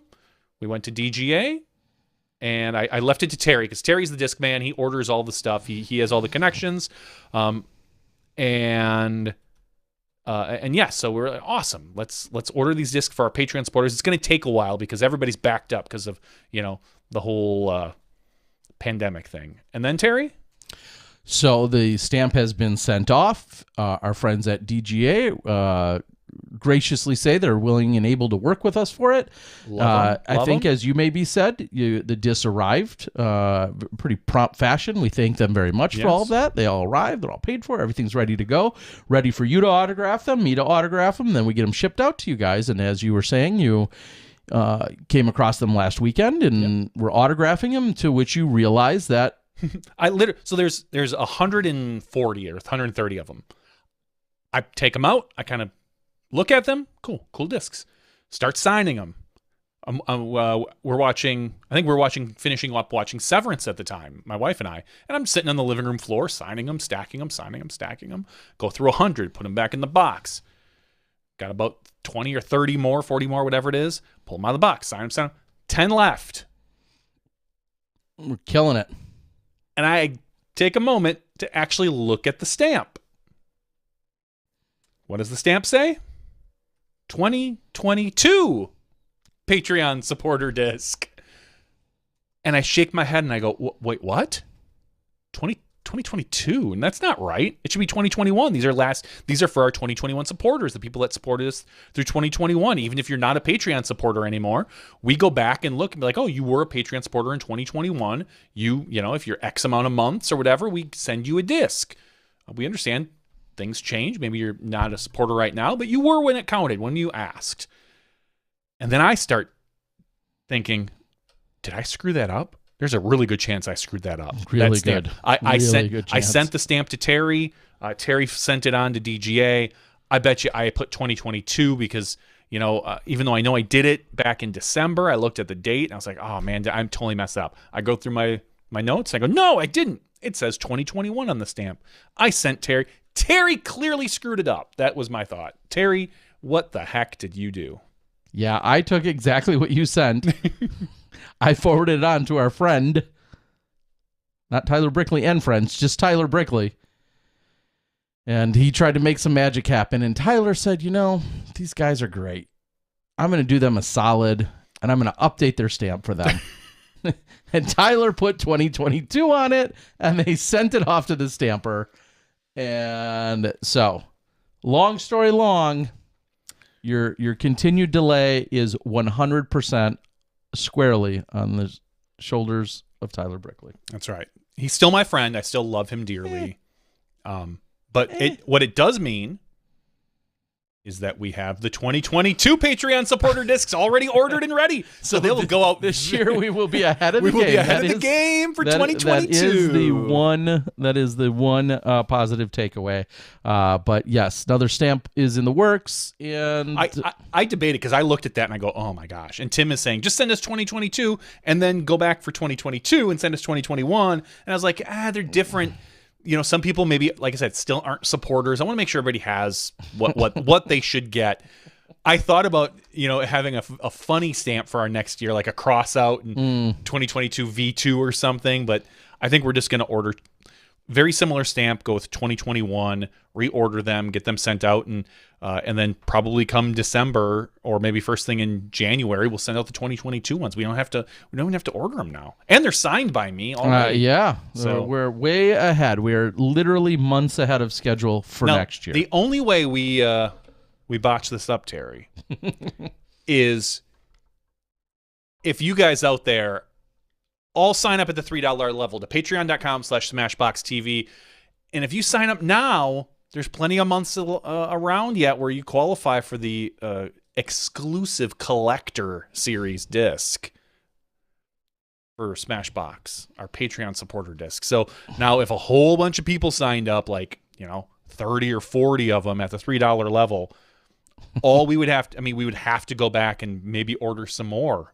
And that would wreck us. Yeah, we would do it for you. We would do it for you. Speaking of other discs, so that's the update. So we apologize. Blame Tyler. Speaking of other things, Tyler's in California right now. He's not. We saw he's there for the Masters Cup. And normally, I think one single disc drop isn't typically news. However, the Sexton Firebird has an exception to that, and earlier tonight, for the first time, Can I go on in and order forever, now? earlier tonight, I don't know if it was 6:30 or 7:30, I forget the exact time, Sexton Firebirds were made available for the first time here in 2022. Again, normally a disc drop isn't, we'll say, newsworthy, in my opinion. There's lots of them by lots of companies. However, there is a special place in disc golf collector world for Sexton Firebirds, maybe of which, I'm one that owns some as well. So, and the real rumor is after I had gotten in and got mine, and then I decided to re-up a little bit, and I got some more. The fact that there were still some available 30 or 35 minutes later was unheard of. I can't even find them on the. Well, they're probably entirely. I would have thought they would maybe there'd still be. I wanted to see the stamp. What the it's a new as every year. It's a new stamp, but that's why I wanted Sexton. to look. Sexton posted it in the Sexton collector group. So the fact that they were available 30 minutes later means one of two things: the demand is down, which would not be surprising in our current economic environment. Mm-hmm. Or probably, or more than likely, Innova dropped a whole bunch of them, and people didn't realize how many that were actually dropped, because those things usually sell out in minutes. And so if they were available 30 minutes later, my guess is Innova dropped a whole bunch of them. Yes, just an absolutely absurd amount of them is what maybe people are, or just for some reason took forever for people to find them. This is the new stamp, which it just took, again, it could have taken people forever to find them, and then, or people got in and didn't order nearly as many as they normally would in their first order, whatever the case might be. I think there were certainly just more than ever before, and there's been a lot of hype around things like the Halo Polecat. Some of those were released yesterday, another offering of those, and just out of the blue today, because I think everyone that is a big Sexton collector thinks like, oh, when are they going to drop? Because you truly have no idea. Nor does Nate even, or he lies really well about it. I think he genuinely doesn't know. I would love to, and I think he'd be honest with us. I don't think he knows, but my guess is that they warn him right before it happens. Like, hey, we're going to drop these tomorrow. We're going to drop these. I don't think he knows that. Really? I genuinely believe him when he says he doesn't know. That's interesting. Yeah, it is. And not that, again, normally I would say if you're Innova, you probably want to tell a player like, hey, we're going to drop, we'll just say Garrett Gerthy, we're going to drop your Halo Star Wraiths tomorrow. Maybe think at like 2:00, maybe think about putting out a social media post to pump them up. But with the Sexton Firebirds, you need no social media to pump them. They're going to sell. Ryan Pilcher thinks that they offered way more than they normally do for the first drop. There'll probably be other drops. There usually are, but you never know. Maybe it's maybe that's why there were so many. It's a big fat one and done. But yeah, and due to timing, last year it actually took me till the third drop before I got any myself. And tonight there were a lot of people that certainly had their opportunity. So, and you ordered 1,000 of them? That's kind of just rude. Under one of my accounts. There's a limit. And it's weird that you asked me to order 1,000 too. I don't understand, Terry. Must be nice. Yeah. Okay. Yeah. Here we go. Here now, I'll click on it for you. Anyway, there it is for you, Johnny. Yeah, I saw that on the actual page. No, I didn't see it on the actual page. I saw it on your screen. All right, so whatever. Just passing that along. It's become one of those coveted blue discs. chip, coveted, very specific collector items, and of course, there's tons of other great discs made by tons of manufacturers. That one has just become, in a league of its own. I have one Sexton Firebird, and it's from this year's Las Vegas event. You should get more. I'm not a collector. Okay. Real quick, I'm going to throw out a plug or two for... I'm going to go out and play around at Fountain Hills with just that. You should. I'll follow you. In a swimsuit? Maybe. Real quick, for those that are, again, in the Midwest area, or you're really bored and you don't have a life and you think it would be fun, the Skyline Classic that I am in charge of, taking place in about 11 days. We opened up registration last week. Quite a few people have registered. It's more than 60% full on both days, which honestly feels like a really solid showing already, for the simple fact that we have such a huge capacity. I think we have 288 total available spots. But playing 2 courses in southeastern Wisconsin, 2 very well-liked courses with a pretty substantial player pack and then some for all the amateurs. And then, of course, it'll meet all the B-tier standards and be a stop on the Wisconsin Tour. So Skyline Classic, that's taking place next weekend. There are still spots available. There's another great event going on about 3 hours north that's playing opposite days of what mine is. So the amateurs, for instance, play on Saturday at my event. They play in Sunday 2 hours north, also at another great course. And then all the other divisions flip-flop those 2 days. So there are spots still available if you want to come play the Skyline Classic. And I hear the likes of Ryan Pilcher, dedicated Smashy, he's going to be present. So is he going to be signing discs this time? I heard he was at a table. We'll have to set something up separate for him. Okay. So we'll make sure that happens as well. All right, Johnny, do you have anything else here that we need to add in the regular show? Because I know as soon as we log off, I'll think of things that should have been added. But do you have anything else? I don't believe so. Just want to, no reason, give a huge thank you to Tyler Brickley and DGA. You shill. You shill. He messes up and you still. Tyler, try and bribe me. He's not bribing me. Let's see if it works. He's not. Trust me. Let's try. Oh, let's try to make it work. No, I will take it. The only thing my understanding is that it's nice because baskets are very hard to get a hold of right now. So they're helping me out in that aspect. Okay. Mach 7s. I am not sharing any of my baskets. No. As I've said on the podcast before, the last thing I want to do is be under your thumb for a basket because I would say, Terry'd be like, you want a basket for your backyard? Cool. And he would show up with like 9 and be like, well, if you take one, you got to take the other 8 because I never know when I'm going to need them. So you have to find a place to store them too. That's a good call. Johnny, I do have a lot of. You have a lot of baskets and there's no way that I want to be your storage facility. That's no fun. All right, guys, we're going to call it. We appreciate the heck out of all of you joining us. We can't say enough about JohnE McCray and Jen joining us. Happy birthday to Johnny. Happy birthday. There's a ton of disc golf birthdays out there today that I remembered seeing on the Facebooks. So happy birthday to everybody. And if it's your birthday anytime in the next 6 days before we say it next week, happy birthday to you as well. But we're going to call it for the regular show.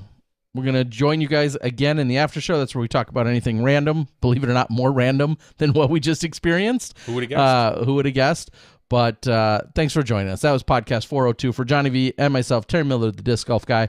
We'll see you guys in the after show when you step inside the Smash Box. Thank you to our $2 and above patrons. Your name is listed below in the credits. If you are interested in being listed as a producer in the Smashbox TV credits and supporting this and other fine podcasts, please visit patreon.com/SmashboxTV.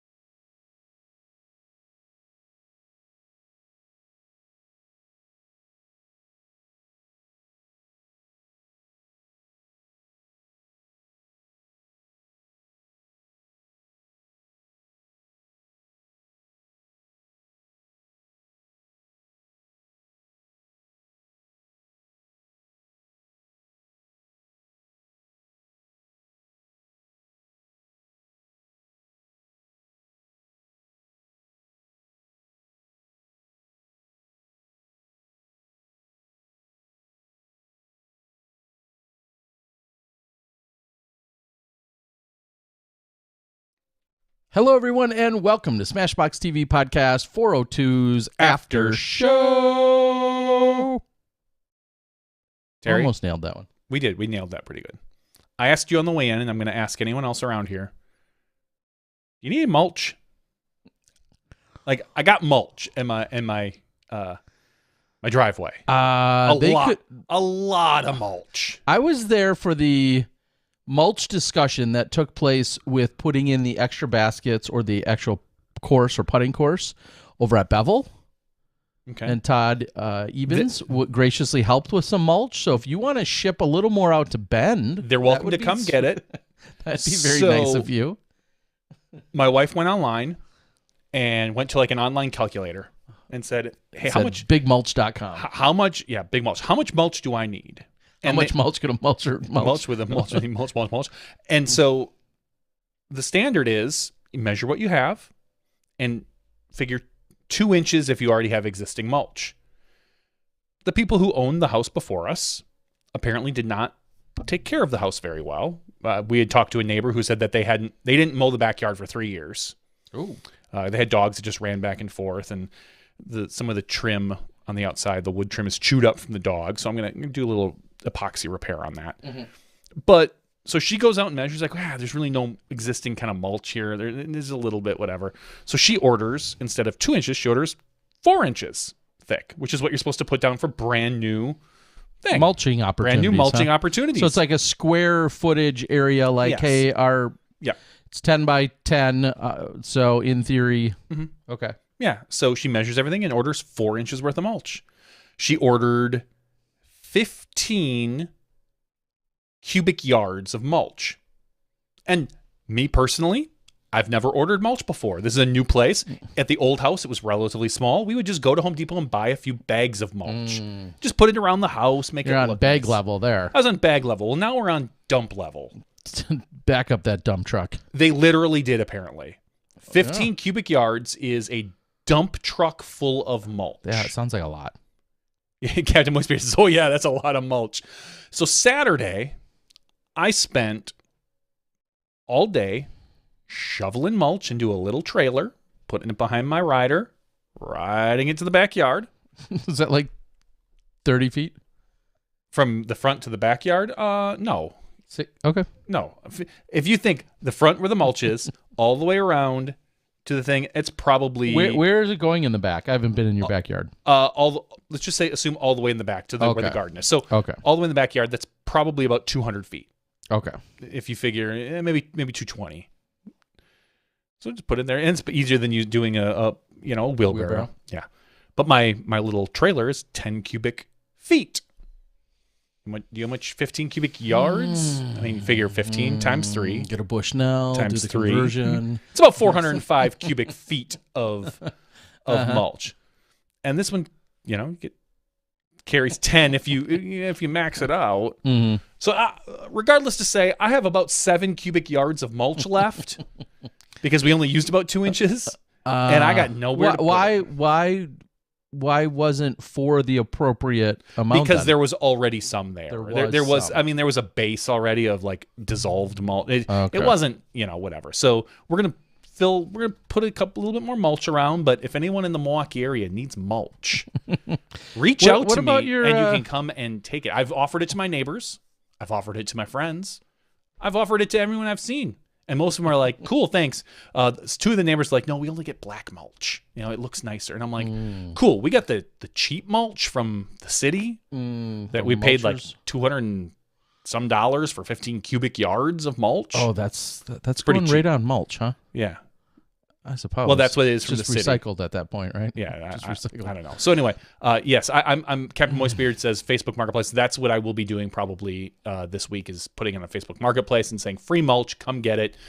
We need to fill in just a little bit more. I might use 1 more cubic yard of mulch, maybe 2, but I got a crap ton of mulch in there. Funny enough, I wonder if our buddy Dustin, who was just spreading mulch at Valley View, could use it. The only problem is bring a truck, buddy. Yeah, or a I trailer. don't think he wants to show up with a truck or a trailer. I'll help you shovel it. I'm not even that way. Wow, too much mulch. That's right, Ray. Okay. Disc golf courses do like free mulch, and if the disc golf course wants to drive here and take it, that's great.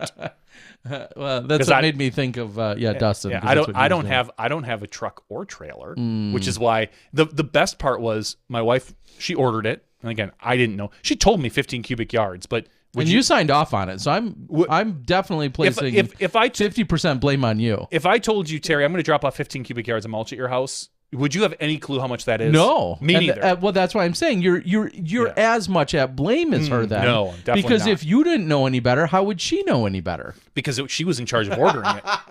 I don't know about that. Okay, it was her job. I left that to her. I didn't think about it. So you're going with the ignorance card. Oh yes, you're gonna there are some things throw you just her under the bus with the ignorance there card. are some in hand. things you just have to hand off to a significant other, and this her. I take care of the lawn. Clearly not. She takes care of the gardens. Okay, different. Because I don't care about plants. To me, I will run those MRFers over with my lawnmower if I get the chance. I don't care if it goes an inch into my grass, it's gone. I don't care. So that's her job. My job is the lawn. I also take care of the driveway when we snow blow, all that wonderful stuff. The only thing I don't have a green thumb. I don't even want to have a green thumb. If it were up to me, I would take all the gardens out and just put lawn. I don't care. I would concrete it all. I would put concrete and I would call it OB, USDGC style. There you go. But yeah, so I have a lot of mulch that I will be spending the next few days taking care of. Yeah, I had a hard time walking into the driveway. I know. Between cars and mulch. I didn't know. I had a hard time bringing out the garbage today because I'm like, I have to drive my garbage through the yard to put it at the end of my driveway because I got a bunch. The best part was Thursday when it was delivered. I left for work and my wife's like, yeah, it's gonna be dropped off. She's like, should we put a tarp down for the mulch? And I was like, I don't think we'll need a tarp because then I have to secure it during the day. I don't know when they're gonna drop it off. I'll be at work. I gotta get bricks or something or rocks and put it on. I'm like, no, it'll be fine. Don't worry. Just they'll dump it, in the driveway. It won't be a big deal. Well, when you drive home and see half of your driveway is filled with mulch, I literally drove up and it was almost twice the size of my Honda Fit. I was like, what the, that's a lot of mulch. And my wife was just like, eesh, sorry, I didn't know. So. I don't know.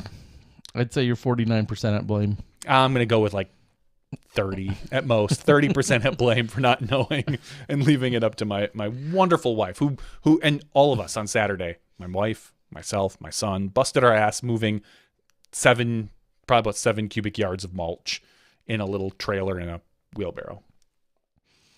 All right.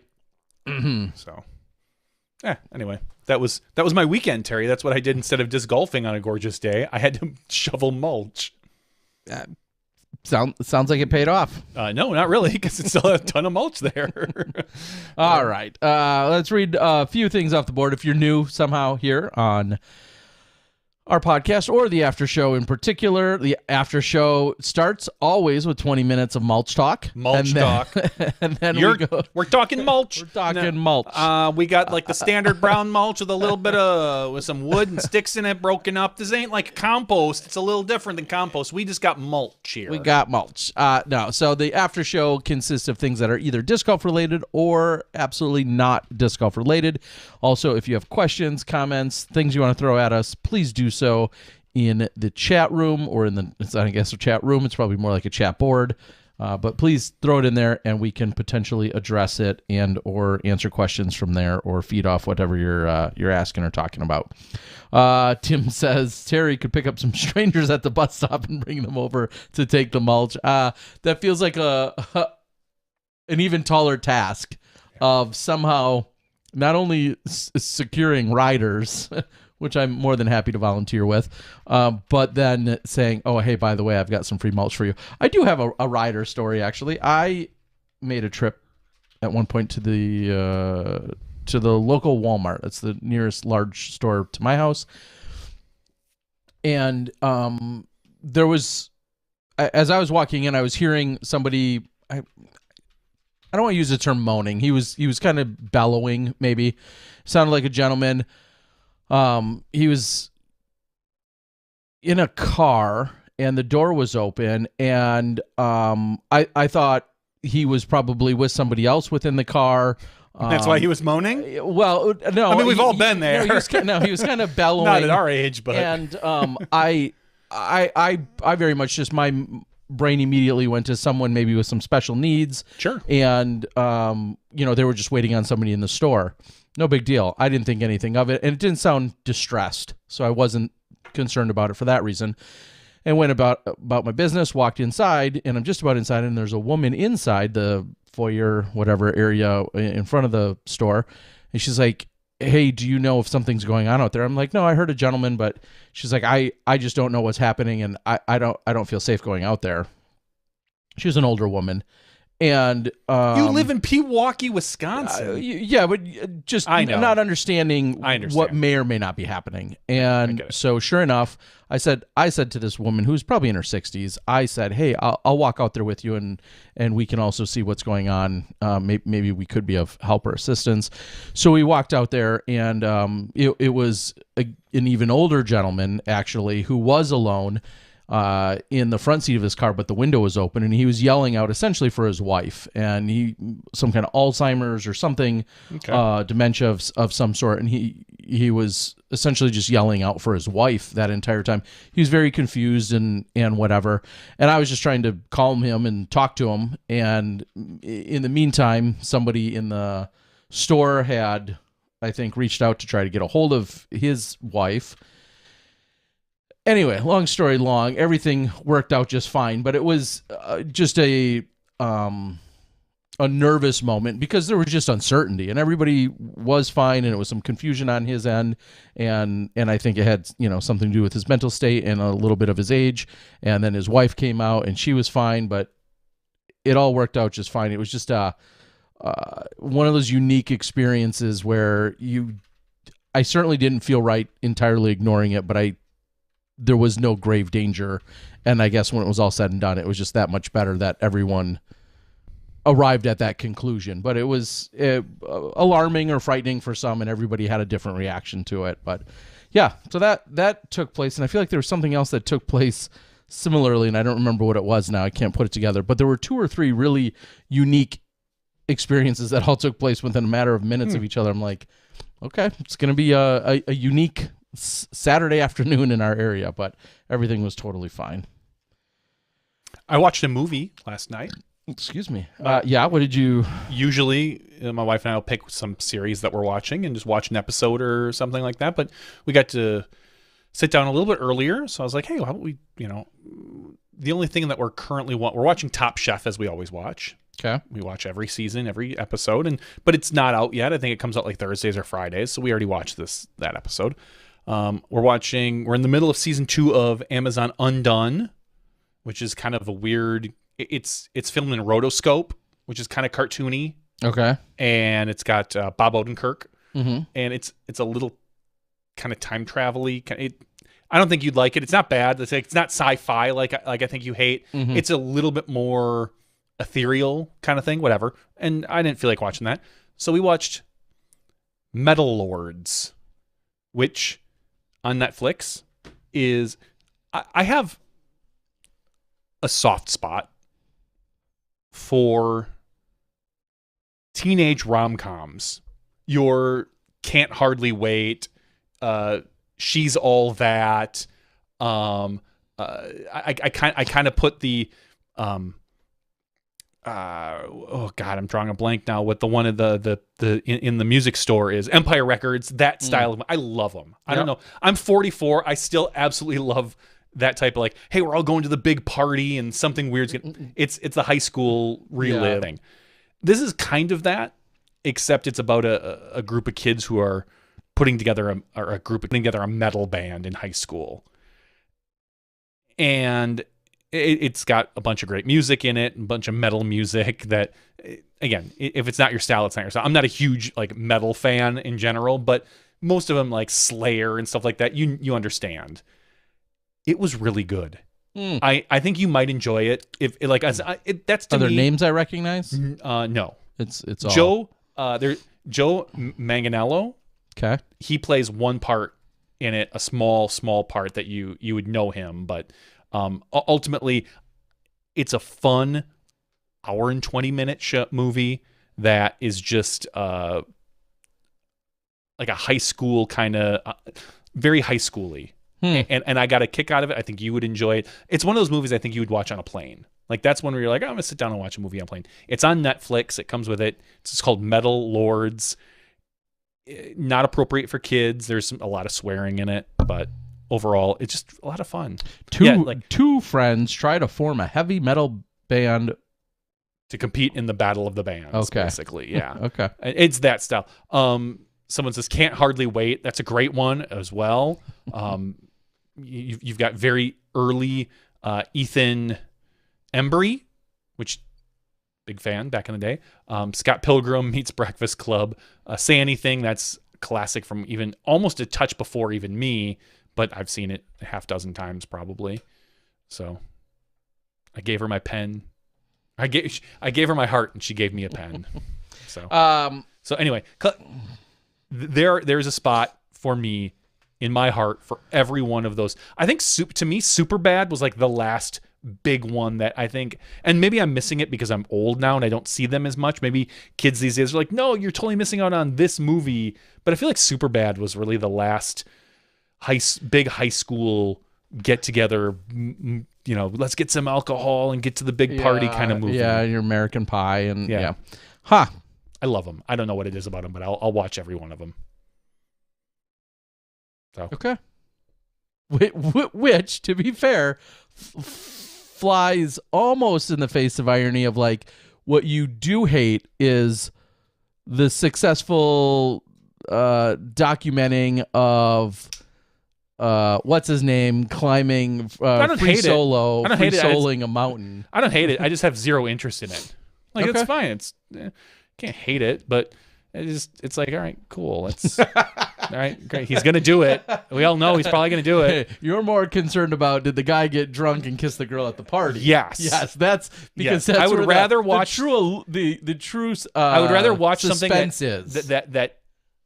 See, those other movies don't entertain me. Okay. Like they're not. I know. Like it's fine. That's fine. I'm not judging. Yeah, you are. You're clearly judging. You clearly had a judgmental not at tone all. in it. I find it funny that teenage rom-com can get you entertain you just way more than a documentary. Yeah. I'm on board. All right.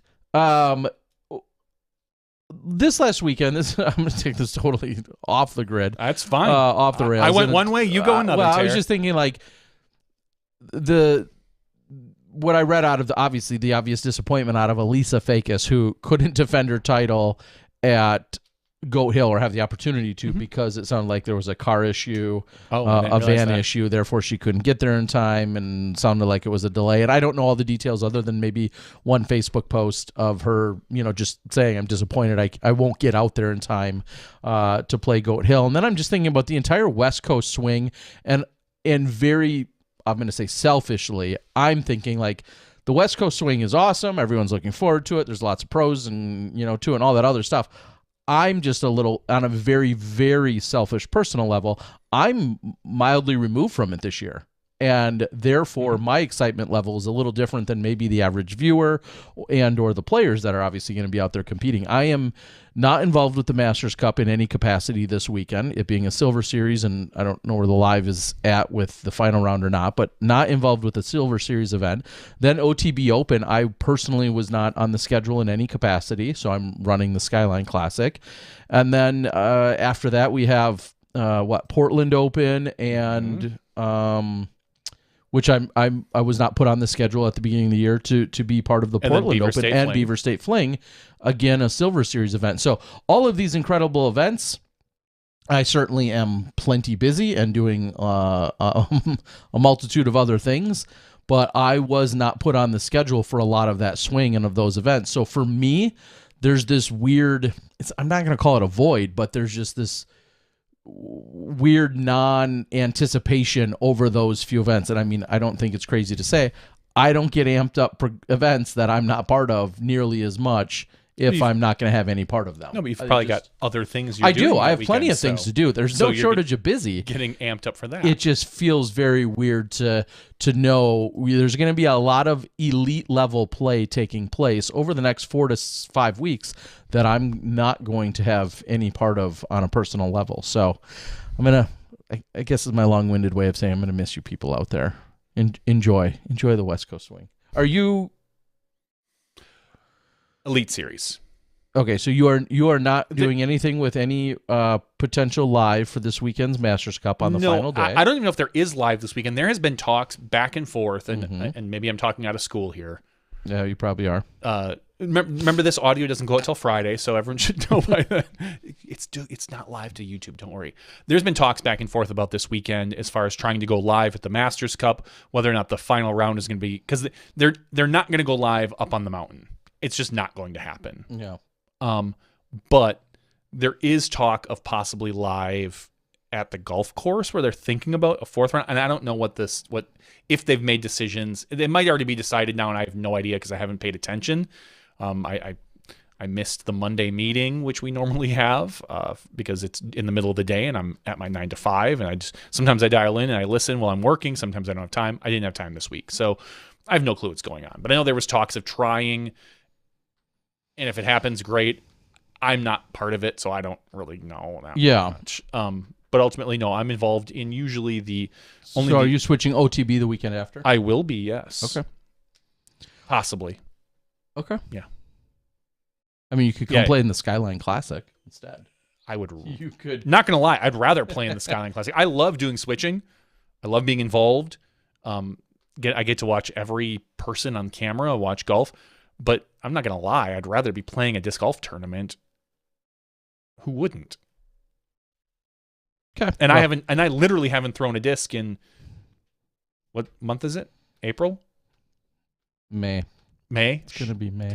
7 months? 6, 7 months? Probably since November. Oh, you didn't go out and play with the crew a few... Oh, no, I did play one winter round. I played one winter. I thought there was even spring, but no. Okay. No, I played one round at Winter Dretzka. So I lied. I believe it's probably been since like January, I think we played. So it's probably been 4 months and that was one round. Prior to that, it was November when we closed out the Pro Tour.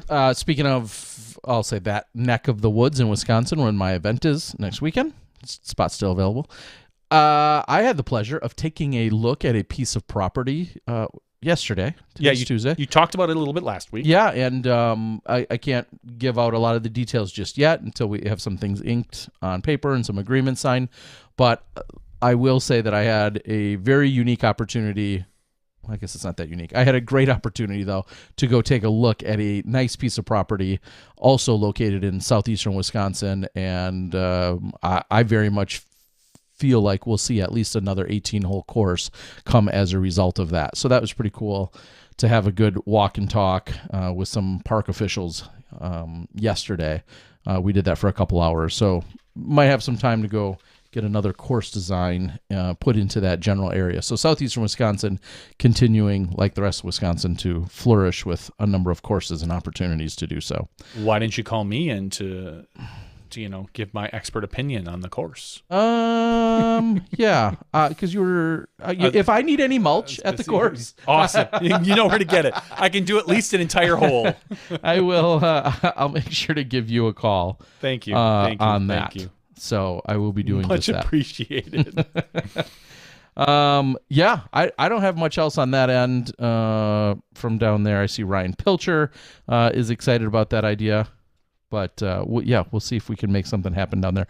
And I know Ryan Pilcher you mentioned it earlier about the Rumble is an upcoming event this weekend. That's an event that you and I have some tie to throughout the years back in 2014. We did cover that live. We did. That was one of the five or so events in a 6-week period, or 4 events in a 5-week period that we had covered some golf over at the Rumble. And West Park and Middle Park and all these other great courses. So a couple of superstars will be there this weekend. And I've recorded some final round footage of that event. And if it works out, we may have a little footage from this weekend as well. So looking forward to that. Johnny's pulling up the Patreon giveaway. We talked to death about where we are at with the disc, but also, as I reached out to a number of people today, took a picture and printed off a ton of stuff and reached out to a lot of great Patreon winners from the last few weeks or months, and a huge stack of items went out in the mail and in via UPS today. So thank you to all of our Patreon subscribers. I know we have a giveaway every Tuesday, as always. If your name's been called and you haven't received something and you feel like, it's been a while, don't hesitate to reach out to me. I likely just don't have your address, but we certainly have stuff to give you, and a bunch of those were fulfilled today. Someone even graciously said, I would like to forego. I don't need a disc-related thing. I would like to forego that. And they want a hug. They said they would like it contributed in another way. So they said they'd like it given away, actually, as a CTP prize at a local event. I said, I know a guy running one. Oh, wow. Lucky It worked you. out so well. Lucky I didn't even have you. to coax him into that one at all. I really actually didn't. Jeepers. That was his idea. So thank you very much. We appreciate it, and we'll make sure to give that out. So Terry Miller. Ace boy. Ace man, Terry Miller. Yes, I'm sorry. Excuse me, Ace Man. Do you have any preference on how I sort this time? I don't. Okay. We just know I've checked the numbers. I've done the math, and I'm going to sort it by total amount donated. Ooh, that sounds like So our newer Patreon subscribers will be up at the top. Long-time ones will be towards the bottom. Ooh wee. But not necessarily, because I mean, if somebody gives at a $10 level, they're going to be down further than a $2 level. Blah blah blah, all that stuff. And we have tonight 180 people eligible for our giveaway. And again, if you want to be eligible, you can go to patreon.com/smashboxtv for as little as $1 a month. Although we love you more if you give us more. You can be eligible for this giveaway. Now, let me make sure. I need to close that. Terry, what number do you think? Just don't pull Alex Diggins. I was digging on some of his math. It's almost like he knows where the magic cutoff is, and then somehow we magically, like, every threshold of, like, when your number and your opportunity kind of resets itself, Alex is like has a magic power of like, oh yeah, sounds like it's about my time again. And then I was going through the list today as I was fulfilling. Some people have certain. He's got it dialed. So Alex, we love you. We do love Alex Diggins. So Terry, 1 through 180. At what number? Your first, second, or third? Well, my or ace, 50th. My ace was 164 feet. So divide that by JohnE McCray, who is 50 years old. And so that'd be 3 point. Yeah. So we're gonna do 3. We're gonna do our third number. Our very first number is 179. Our second number is 78. Ooh, Terry, this is a tough one. Higher or lower than 78? Wow. I hope it is lower, which means it's a more giving person. But we love you all. All right. This is part of the draw, the luck of the draw. Our third number is 144. Dang, this is a long time, loyal, 144. deep-pocketed, or lighter-pocketed now after all of that support. Kurt Conrad. Congratulations, Kurt Conrad. You've been a Patreon supporter at the $10 level. Oh, we really love Kurt. I love Kurt. Speaking of which, I ordered shirts for the clothing supporters from Miles. You'll be getting them once I get the confirmation on that. It's a fun little thing. So he's been a supporter since, looks like 2018. Dang, Kurt. March 2012. Or March 12th, 2018. So thank you, Kurt. You'll be getting your Patreon supporter disc in the mail whenever Terry here gets whenever it. Tyler fixes the problem. But thank you for the support here. We very much appreciate it. Federico Sorensen says, I need the hug. You're getting the hug. Don't you worry. Yeah, if you about that. If you make it to this side of the pond, as they say, we're gonna give you the double hug. All right, Ray asks, so thank you very much, by the way, Kurt. Yes, we'll get something sent out to you. I'll probably send you a message and see if there's anything in particular. I sent out a couple of really good gems and goodies. I know it was a limited edition Throw Down the Mountain disc that someone had one that we offered up a few weeks ago. That went out in the mail. Yeah, lots of good stuff. Ray has asked, Johnny and Terry, do you have any antiques or collectible items that aren't disc golf?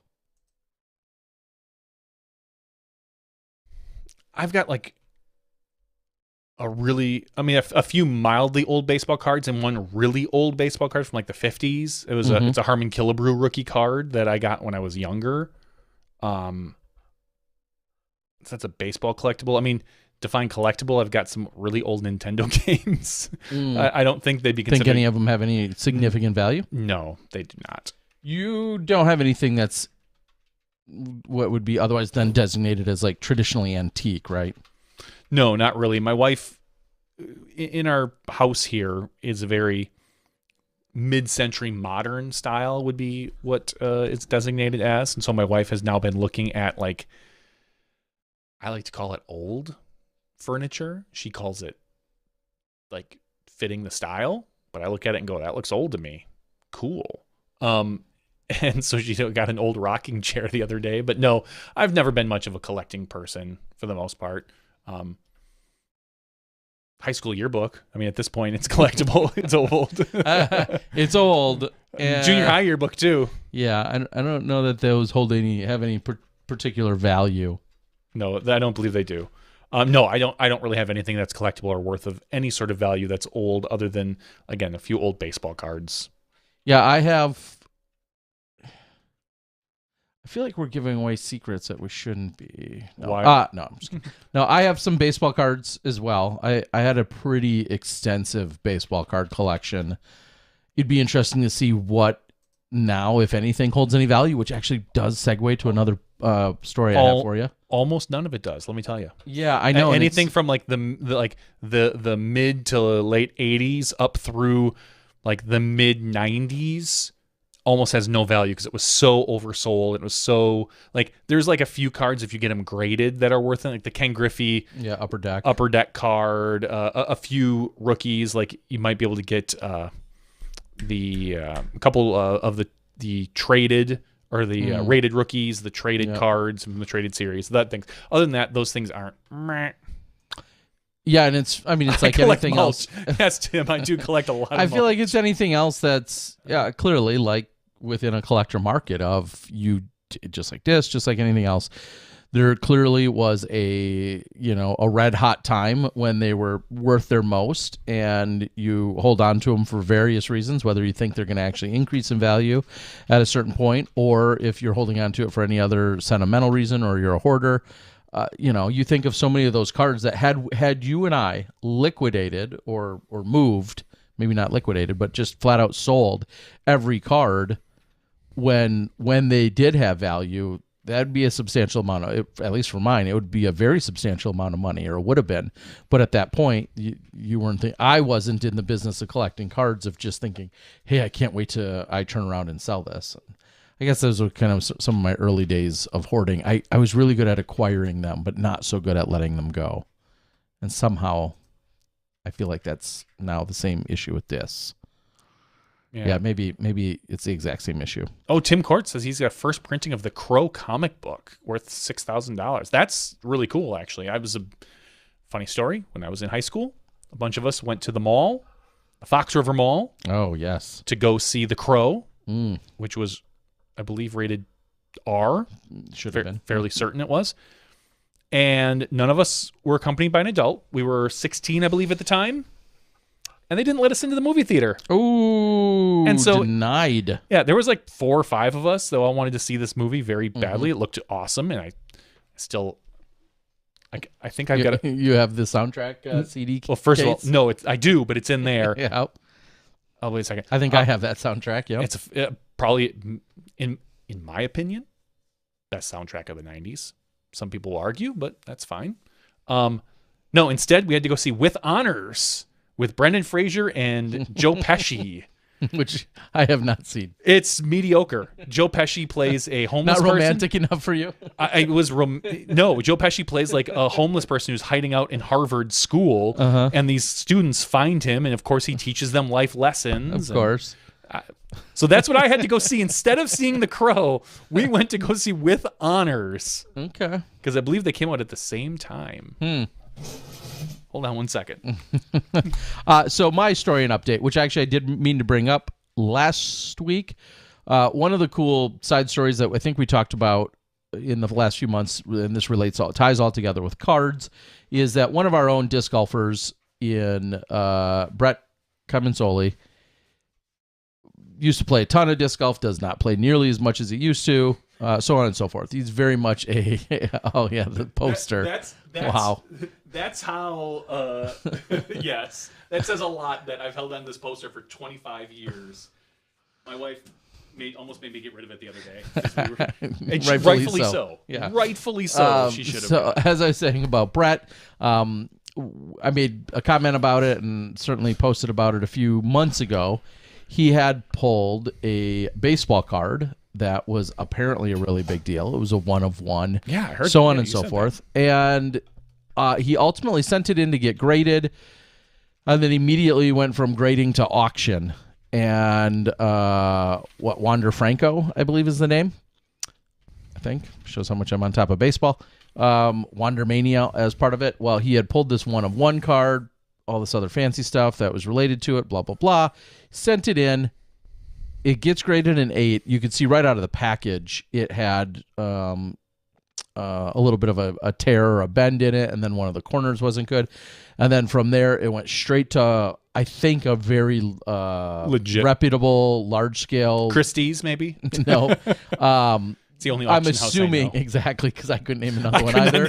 I know. Could you even name Christie's without... I could have named Christie's, but I definitely could not name another one. Well, I think these guys are more particular sports memorabilia. Sure. And I'm sure anybody that follows it knows who I'm talking about without me looking for the link for 2 seconds.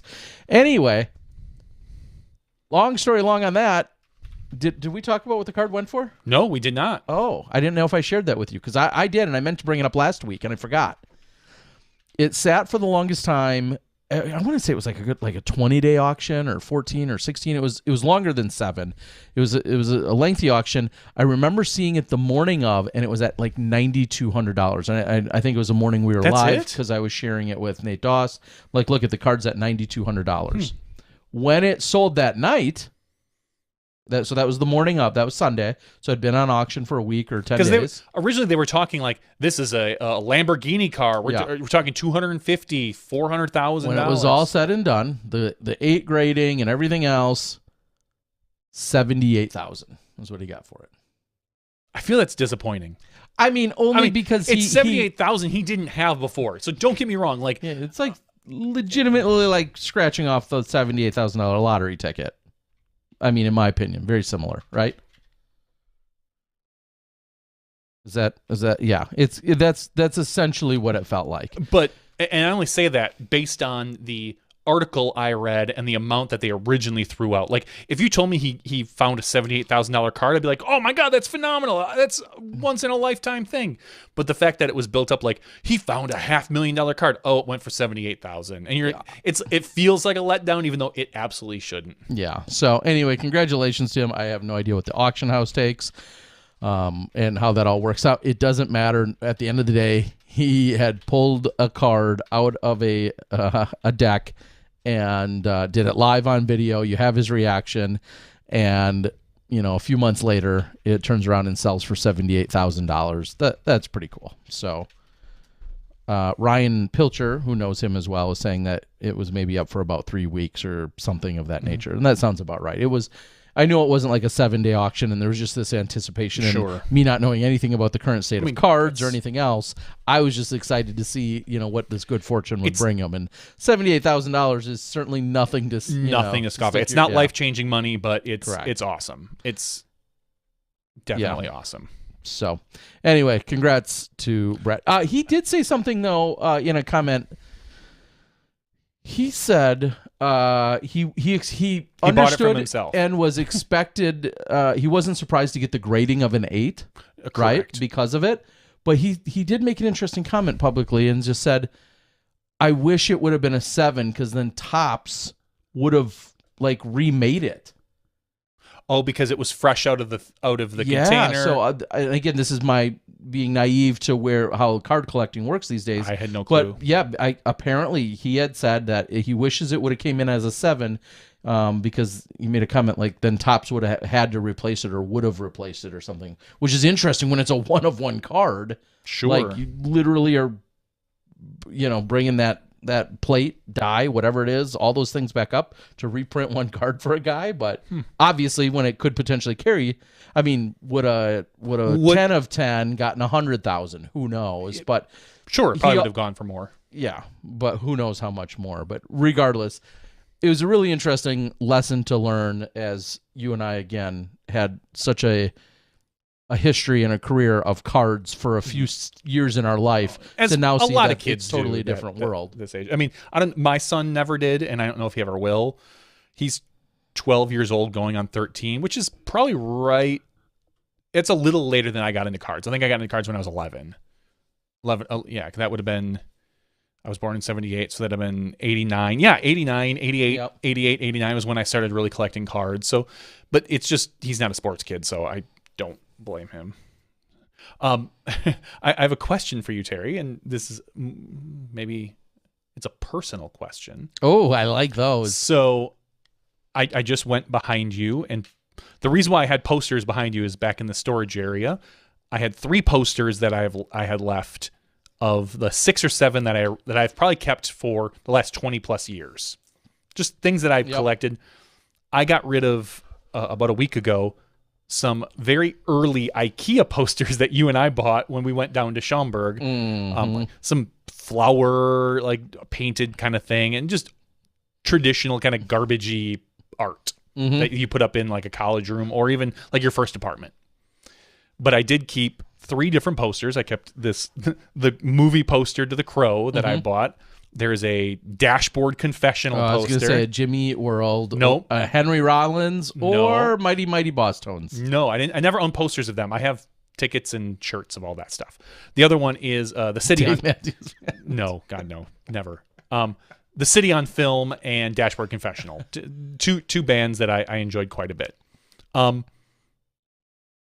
What is it that you are a known hoarder? Says who? Everybody, ask your wife.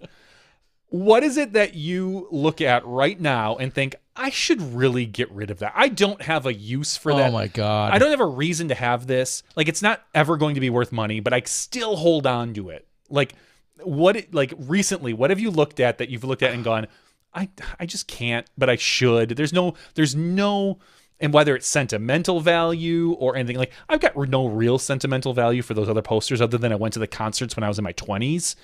The Crow one, a little different. It was in literally got that in high school. It hung up in my high school bedroom. It hung up in my college room. So worthless right now. It's 100% worth it. It hung up in my apartment. It's kind of framed in an IKEA frame, and I've just held on to it. It'll never probably get hung up. Maybe I'll hang it up in here at some point.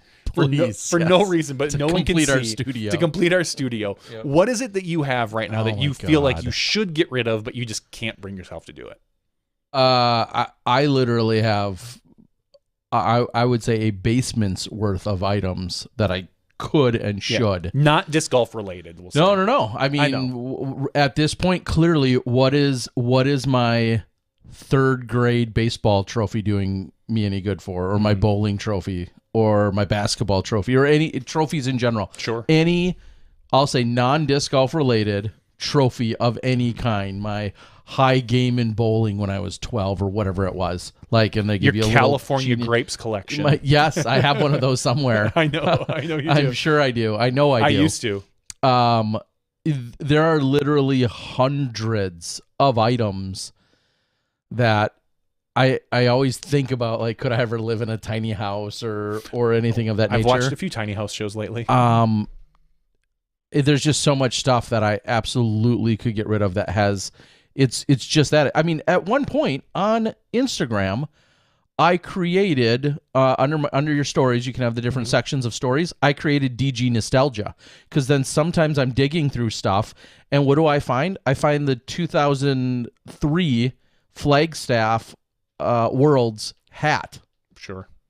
I got rid of. I started when we moved in here. I got rid of a bunch of that stuff. I had a bunch of hats from old Worlds and stuff like that. I just got rid of. I was like, yeah, there's no reason I need. And that was an exact hat. It was actually a green 2003 Flagstaff hat. Then I was like, I don't need this. I'm never gonna wear it. Yeah, I mean, I've got a Worlds 2004 Worlds disc. There's the Flagstaff hat I'm talking about. Yeah, see, mine was that exact one, but green. How about the Windows 95 Frisbee Golf CD-ROM Frisbee game? Yes, I have the box in the other room, but not the actual CD. And then obviously some actual discs, the McCabe stamped Wasp, and so just so many. The 2004 Discraft product CD. It tells you all the different products they had literally everything Discraft had on their website that then they would also use to help promote and use in promotional materials. I've got this product CD, which actually Discraft said they'd like a copy of that back, which would be, I'll gladly provide it. I did burn a CD the other day. That's a whole nother story. Wow. Just wait. The fact that you had a CD burner. I had to go buy one. I bought good. one. You can bring it here.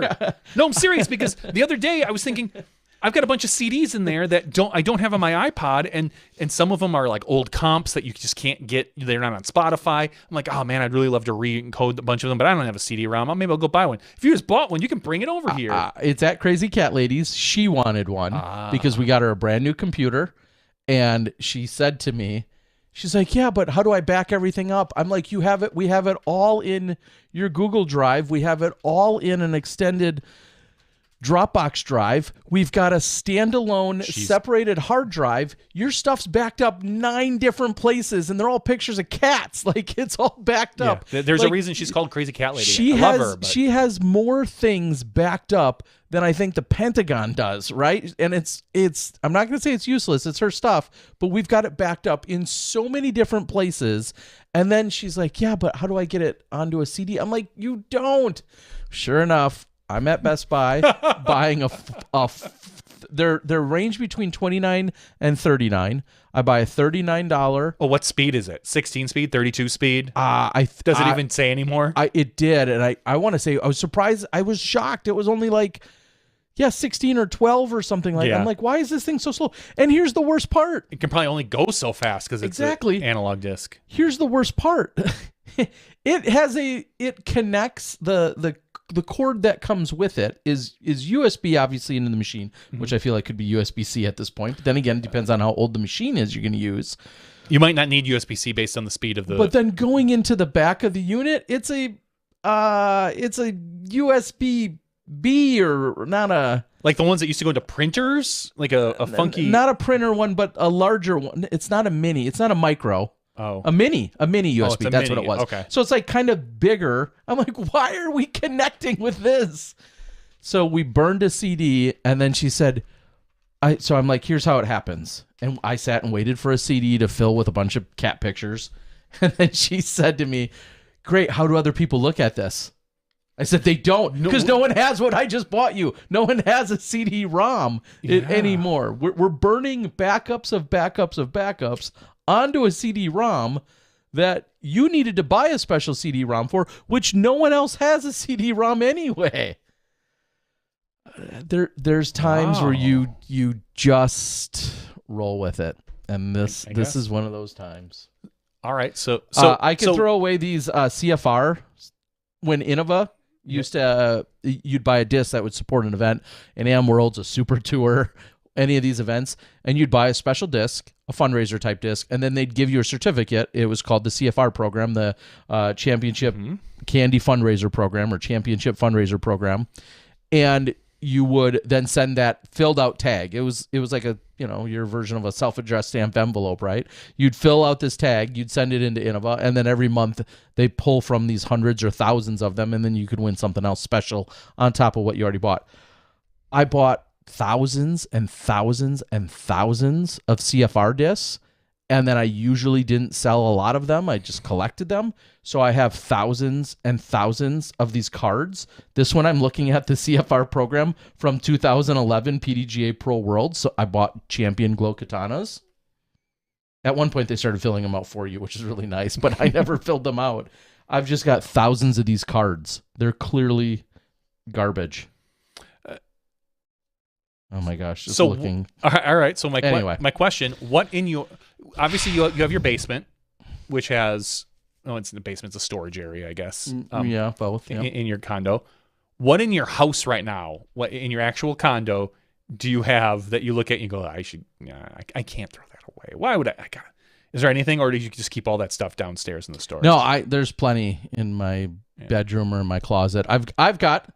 It's golf related, but I've got the backpack, the cool mini cart backpack that we got from Japan Worlds. Oh, even better. How about the Japan the robe? The robe. I have that upstairs too. I won't throw that away, but I've got a Japan Open robe from 2010. We'll wear them next week. I couldn't fit into it then. I'm definitely not fitting into it 50 pounds later. No. I can I couldn't fit into it then. I can maybe and I'm definitely, like I said, not fitting into it now. So yeah, the Japan Open robe that we got for playing in the event. Yeah. Or the rolling cart, which I used for many years. I didn't get a rolling. It was like a bag / rolling cart. I don't think I got that. I think maybe that was the year I didn't go. Okay, that might have been 2008. Yeah, that might have been 2008. Wooden rocks and aviars. Yes, I've got those. Yep, I have. And I have the minis I just was looking at. In the bag back there, I've got one of the very first Ready Yetis. Oh, yeah. The wood one. I believe they were the R Pro, that he sent us. I found it. It was actually in my garage at the old house, and it was in a bag with a couple other discs that it was sitting. For some reason, I had them there, and because I think I was actually going to use it in a bag, in my throwing bag at one point, and it never got to it, so I put it in a different bag. And my wife's like, "What are these like 6 discs?" I'm like, they're most of them are garbage. I'm like, "Oh wait, this is a Yeti." I'm like, "No, this isn't garbage. I'm going to put this, with my other discs." So it would be a lot of childhood memorabilia that I have in a box. I have notes from 8th grade. I actually swear to God, my wife's not here. I just got rid of most of them. Of yours or hers? Mine. Oh, okay. Ones that I had gotten from like notes from 8th grade, all the way from like 8th grade, like movie stubs, that type of stuff, as well as like got a lot of those cards, notes, all the way up through like early to mid college. Even 1 or 2 things after that from like some of those early college girlfriends. Like I found this picture that we took in a what's the name of it? It gives you a stripe photo booth. Photo booth. Thank you. 4-striped picture of like me and an ex, and I was like, and this is when we were moving. So I found I found a shoebox full of stuff, and I was like, what is in here? I'm like, oh, some of this stuff has to go. Like this is not making a move with me. Some of this just needs. I don't need to keep this. There's no reason I need to keep some of these pictures. Nothing inappropriate, let me just say, but just things. It's like I don't want my kids maybe finding that. I don't know if I'd want. I literally have a shoebox full. Most of it went away of notes that were passed with female friends and or my girlfriend from 8th grade, and I have a shoebox full of them folded up like. That's exactly what mine was. Yeah, there's no real value to those. I don't think. There's nothing, and here's what I thought: nothing good comes of that. No, and that's just it. That's why I could just throw them all in the. Here's what you do: in the minting machine.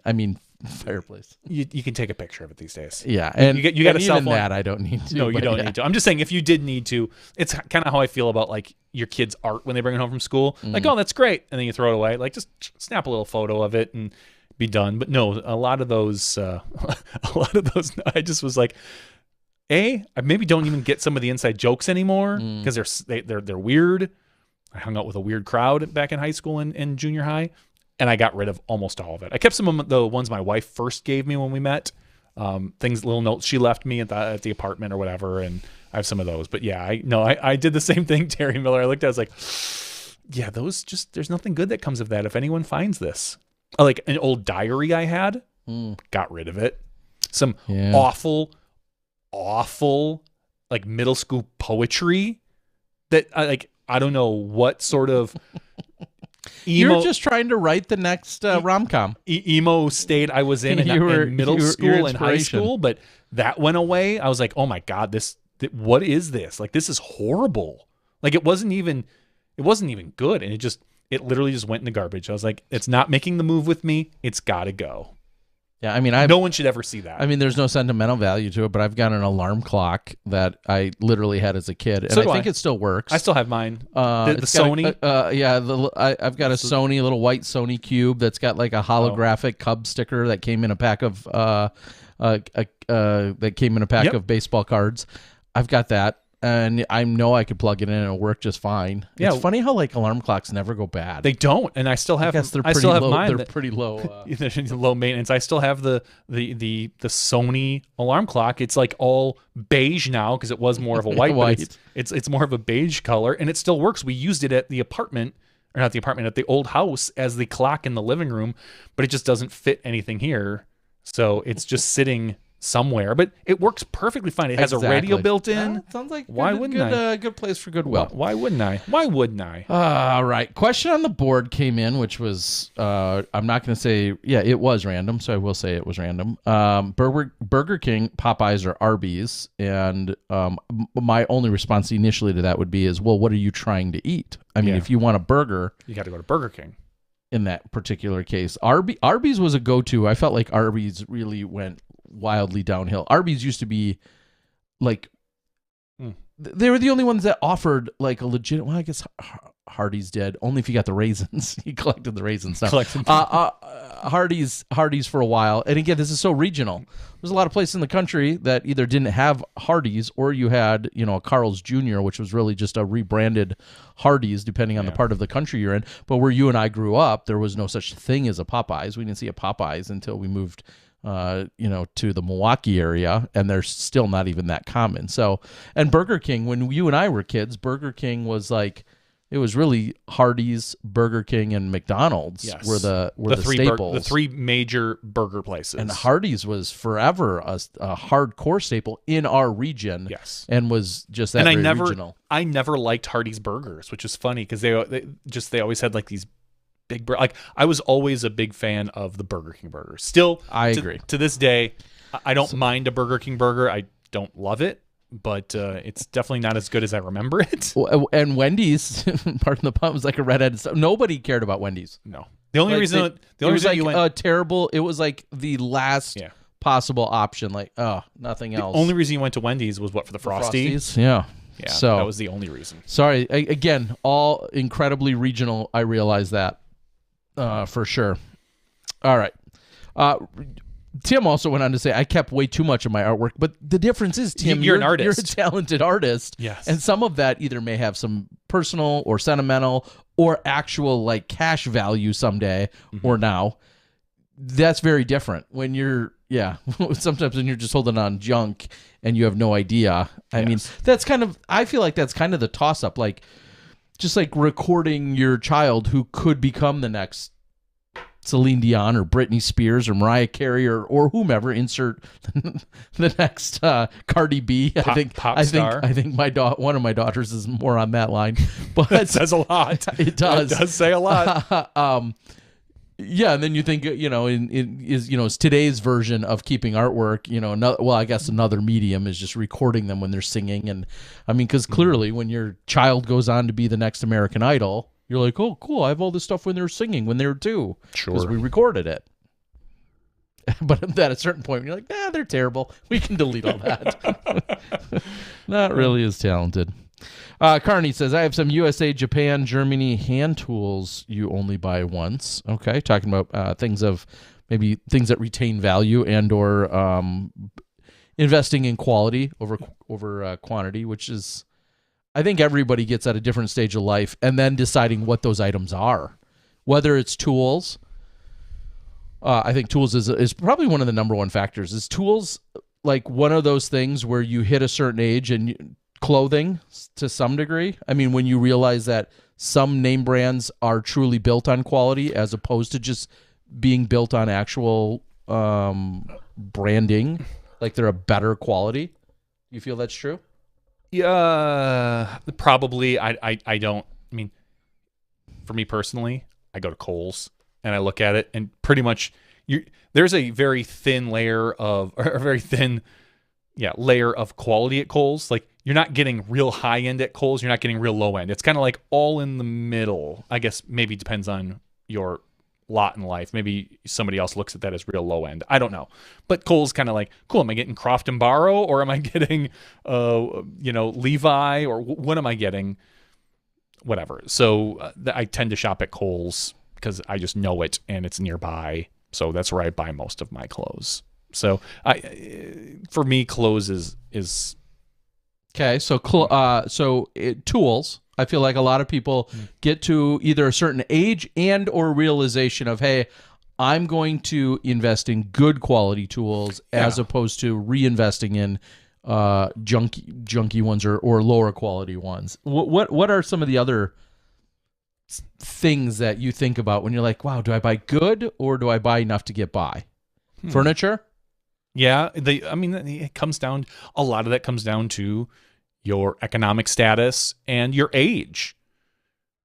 Most people, when they move into their first apartment, are buying like cheap IKEA furniture, or even used, or they're picking it up as some of us did, or my wife I know did, just literally, look, there's a desk on the side of the road. Let me grab it. That's mine. Yeah, I can grab that. And then you get to the point where suddenly you're looking at, we'll just say you go from IKEA to a local brand here like Steinhoffel, where you're like, I'm going to get a bedroom set. And this bedroom set is going to run me. It's going to match. And it's going to match. And it's not going to be. And the screws might not fall out. I might not have to like tape it together. And that bedroom set might run you $2,200. Cool. And then at some point you get to your age and you're like, this $2,200 bedroom set's kind of cheap. It might all match, but look how beat up it is. The next level, you're like, this is handcrafted. It's going to run me $7,800. I'm not at that level yet. I don't know if I ever will be because, again, I don't care. But, and it's really expensive. I don't know if I want to do something like that. Cars are the same way. A lot of people just get a car to get by. And then as you get older, and this is all stuff everybody knows. So, yeah, I just think it's a matter. I think everyone's point is a little bit different as to, of course, when they arrive at that. And two people at the same age can still, obviously vary wildly. Yeah. Stupid idiot on our board, that's their name, says, I had some Tommy Hilfiger flip-flops and those pieces of junk broke. I need to go higher end, I guess. So, very funny. Tommy Hilfiger was a brand that was very popular in our college and high school. post-college. Yeah, high school and early college days. I don't remember it in high school. I do remember it in college. I remember it less in college and more in high school. But anyway. Oh, really? And it was something that you and I had, like, it was just never in our wheelhouse. It was just something, honestly, we probably laugh at somebody and make fun of them that they were wearing Tommy Hilfiger because they thought they were cool. There was a certain, in our area in Wisconsin, was a certain attitude and financial class of no kids. Let's put it this way. Most kids we knew were not buying it for themselves. It was, they were typically spoiled by their parents to then buy items that were of that value. So, very funny story. Or I think it's funny. It's not necessarily funny. Last night, my wife's changing the sheets on the bed. I grab the sheet. I'm going to help her put it on and put a pillowcase on my pillow. And I'm like, this is a new pillowcase. She's like, no, that's Violet's. That's for her room. And I look at the tag, and it's a Tommy Hilfiger tag. And I was like, what's this? Why do we have... And she's like, what? She's like, I don't know. I just bought it. It was like, got it on sale or something. I'm like, and all I kept thinking is like, me of 20 years ago would have kicked myself, despised myself for having like a Tommy Hilfiger. It was just something that was not me, was not my style, something I would have mocked and laughed at. And now I'm putting it on a pillowcase and looking like, what have I become? Yep. And it's part of not buying your own stuff that I rely on my wife to buy a lot of things, and she's very frugal, so she buys things on sale. But that was, I looked at it and it was a little blue and red. I was like, oh my God. Like I'm that person. Oh, the other thing, big Terry, you'll get a kick out of this today. So I get my automated bill from Sprint T-Mobile. Comes in my email. I look at it. It's higher. Wait, you're on Sprint T-Mobile? Yeah, still. My wife is. It's her. Like I get mine. My phone is paid through work, but my account is still active from 2001 for her. Okay. 21 years now. I look at it, I'm like, oh, that's a little higher than normal. That's strange. So I go to log into my account. I haven't logged in a few years. Quite literally, it's just on auto pay. I have to contact support, go through the support thing. And then I finally get into my account, get into the bill. I was like, that's weird. I have something from some company called Play Mobile, a $10 monthly subscription. But this month it was $20. It's like, what the? So I start going back through my bills. 1 year, 2 years, 3 years. There's been a $10 charge on my bill for 3 years from this Play Mobile company that I've never looked at, just because you set auto pay and you just go. So you're rich like you. $10 a month. You don't really notice. You know, if your bill goes up $10, think of all the Tommy Hilfiger jeans you could have bought. I could have bought. I was so upset, and I'm like, hey, first of all, get this off my account. Cancel all third-party billing. And so I went online and looked, and it was like, hey, yeah. And there were a bunch of people complaining about the same company online, saying what it is there's an ad at one point that popped up probably, and whoever was on the phone, either my wife or maybe it was my kid. You know, they were playing on the phone, some game, and they just clicked yes or whatever to get past the ad. And that signed you up. That signed me up on the account. And so it would just build right to my Sprint account rather than a credit card or anything, where I would have noticed it. And I didn't notice the $10 a month jump because it went from I think normally we paid $83, it went to $93.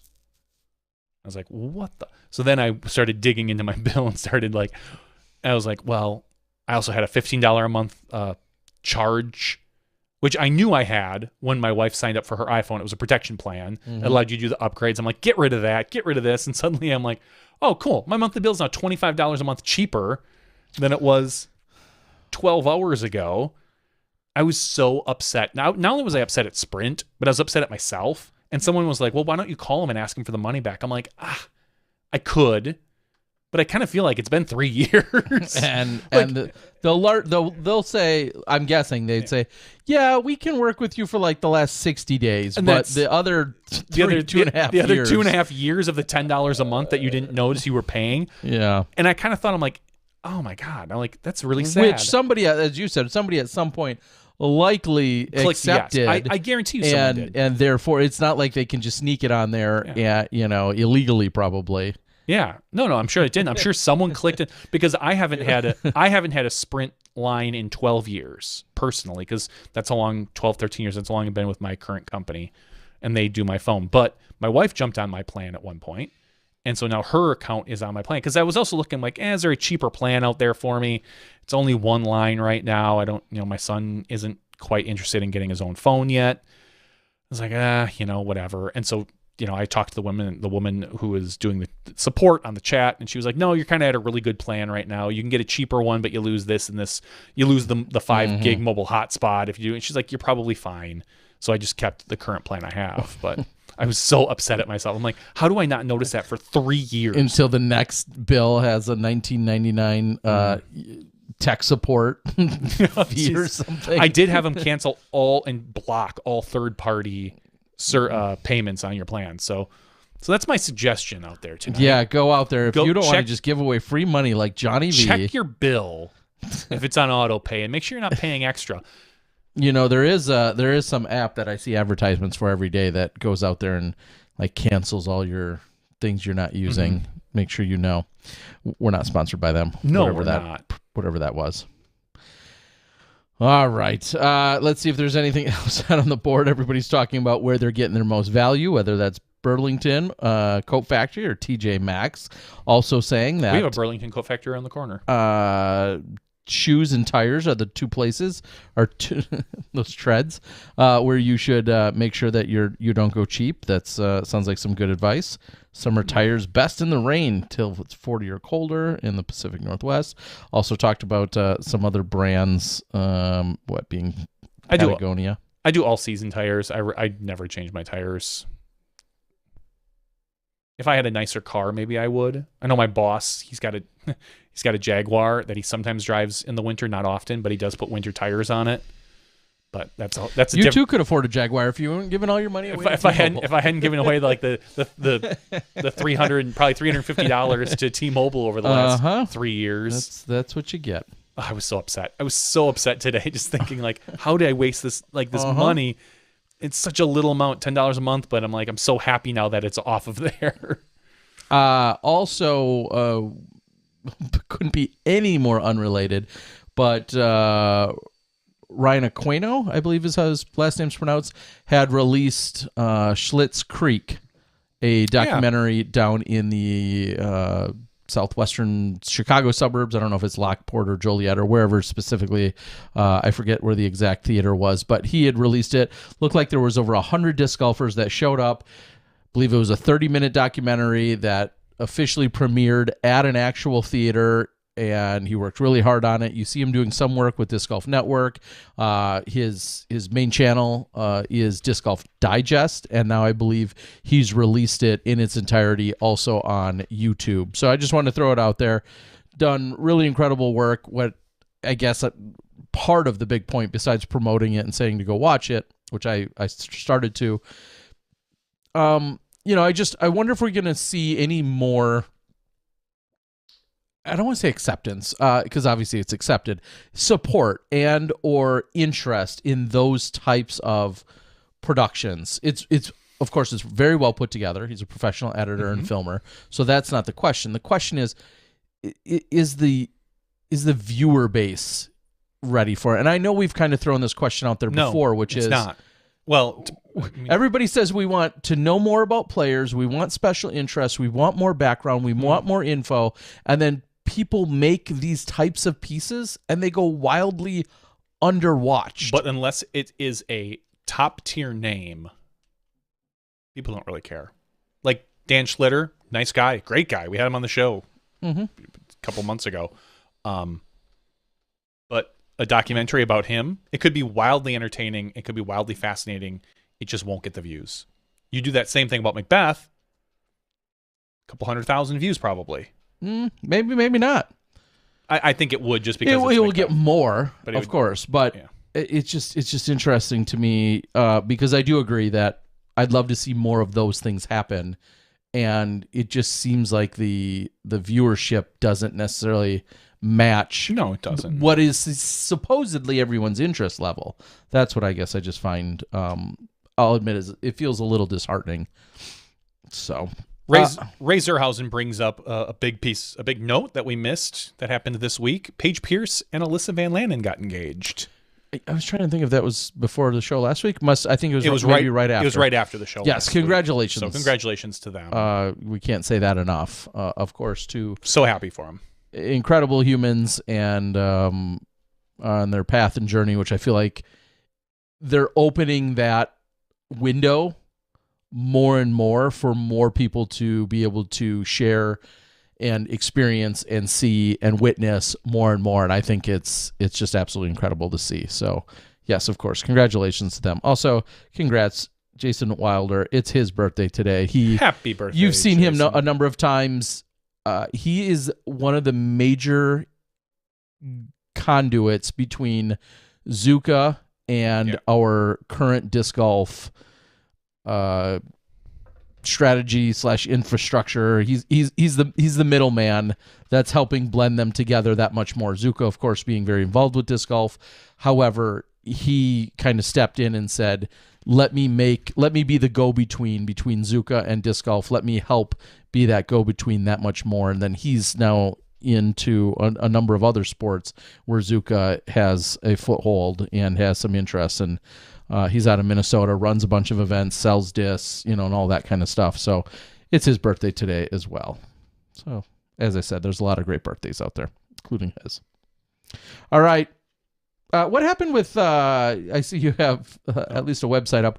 What happened in the crypto world where there was like a couple of flashy headlines today, but I didn't click on any of them. Was there something specific that went down? Not specific. I think just crypto is, I don't want to say crashing, but it has dropped like 20 or 30% or something. I'm looking.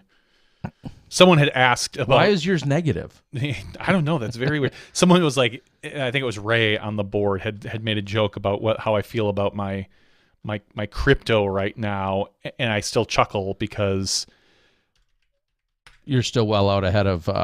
Oh yeah, because when I bought mine in like 2017, so I bought mine like 5 years ago. I paid $250, and currently I'm at like. My balance is, I mean, it's gone down. It's at like $8,300 right now. So again, this would have to like absolutely be worthless for me to even kind of think. And it is what it is. Like I've said before, I am not going to concern myself with cryptocurrency. But my understanding is, as much as everyone says that this is separate from the current economy, you still have investors. Yeah. You still have people right now that are struggling, that are looking at like probably, hey, I had a couple grand in here. I might as well pull it out because I need the money because, gas is, $4.50 or whatever it is. I mean, it's going to be affected. It's a world, I don't say commodity, it's a gamble. So yeah, it's going to be affected by whatever the global climate is, just like anything else. And right now it's getting hit. So, and I don't really care. So I should buy a whole bunch last week? Last week, yes. You should buy a bunch last week. I mean, I don't know if it's going to, it's at $31,000 a coin, we'll say. It's as low. I feel like it was like right almost at that exact spot this time last year. Well, let's look at 1 year. 1 year ago, close. It dropped down to that amount in May 23rd. So a little later, it had just crashed. So, and again, we should start giving crypto advice and telling people what they should be buying when they should buy it, and they should. No. You buy the dip, Terry. That's what everyone says. Buy the dip, and it's. I saw a funny meme. I think it was maybe Mo that posted it. How it went up and then down, and someone said, "I bought the dip," and it went up and down further and up and down further. Like it just kept buying the dip when it fell, but it keeps falling. So I don't care enough about crypto. I dabbled in it just for fun. Mm-hmm. I mean, it hasn't paid off until I cash out, and I'm not cashing out. I'm just going to leave it hang out there. It's not a financial advice. If you want financial advice, I just say, invest in something. 401ks. Sell all of your discs and bobbleheads. Yeah, Terry, sell them all. And then go to Vegas. Go to Vegas. That's and then after you've won on black, you then, of course, turn that straight into Bitcoin. Oh, yeah. Duh. I'm just saying. NFT holders are down more than 55%. I wonder if it's because NFTs are worthless. Mine are non-existent. All right, guys, we're going to close it out. I don't own any either. So we thank you guys for joining us. This is another random rambling night during the after show, but that's what we're here for. It's the best part of the after show. We appreciate all of you guys for coming along this silly journey. See some of you possibly this weekend over in Maple Hill or in that general area. Looking forward to it. We'll be here next Tuesday night. Who knows who we'll have for a guest? It'll be somebody fun and exciting, I'm sure. Carney says, I bought the terrymiller.jpg. You should. Thank you. Thank you to all of our Patreon subscribers, all of our regular subscribers, to the tens of thousands of people that download and then somehow listen to this in an audio format as well. We really appreciate all of you guys. We haven't thrown out a reminder, so every once in a while, please go out there in your podcast app, give it 5 or 25 stars or whatever. We'll bribe you, whatever it takes. We appreciate it. For Johnny V and myself, Terry Miller, the Disc Golf Guy, that's been episode 402's After Show. We'll see you next week when you step inside the Smash Box.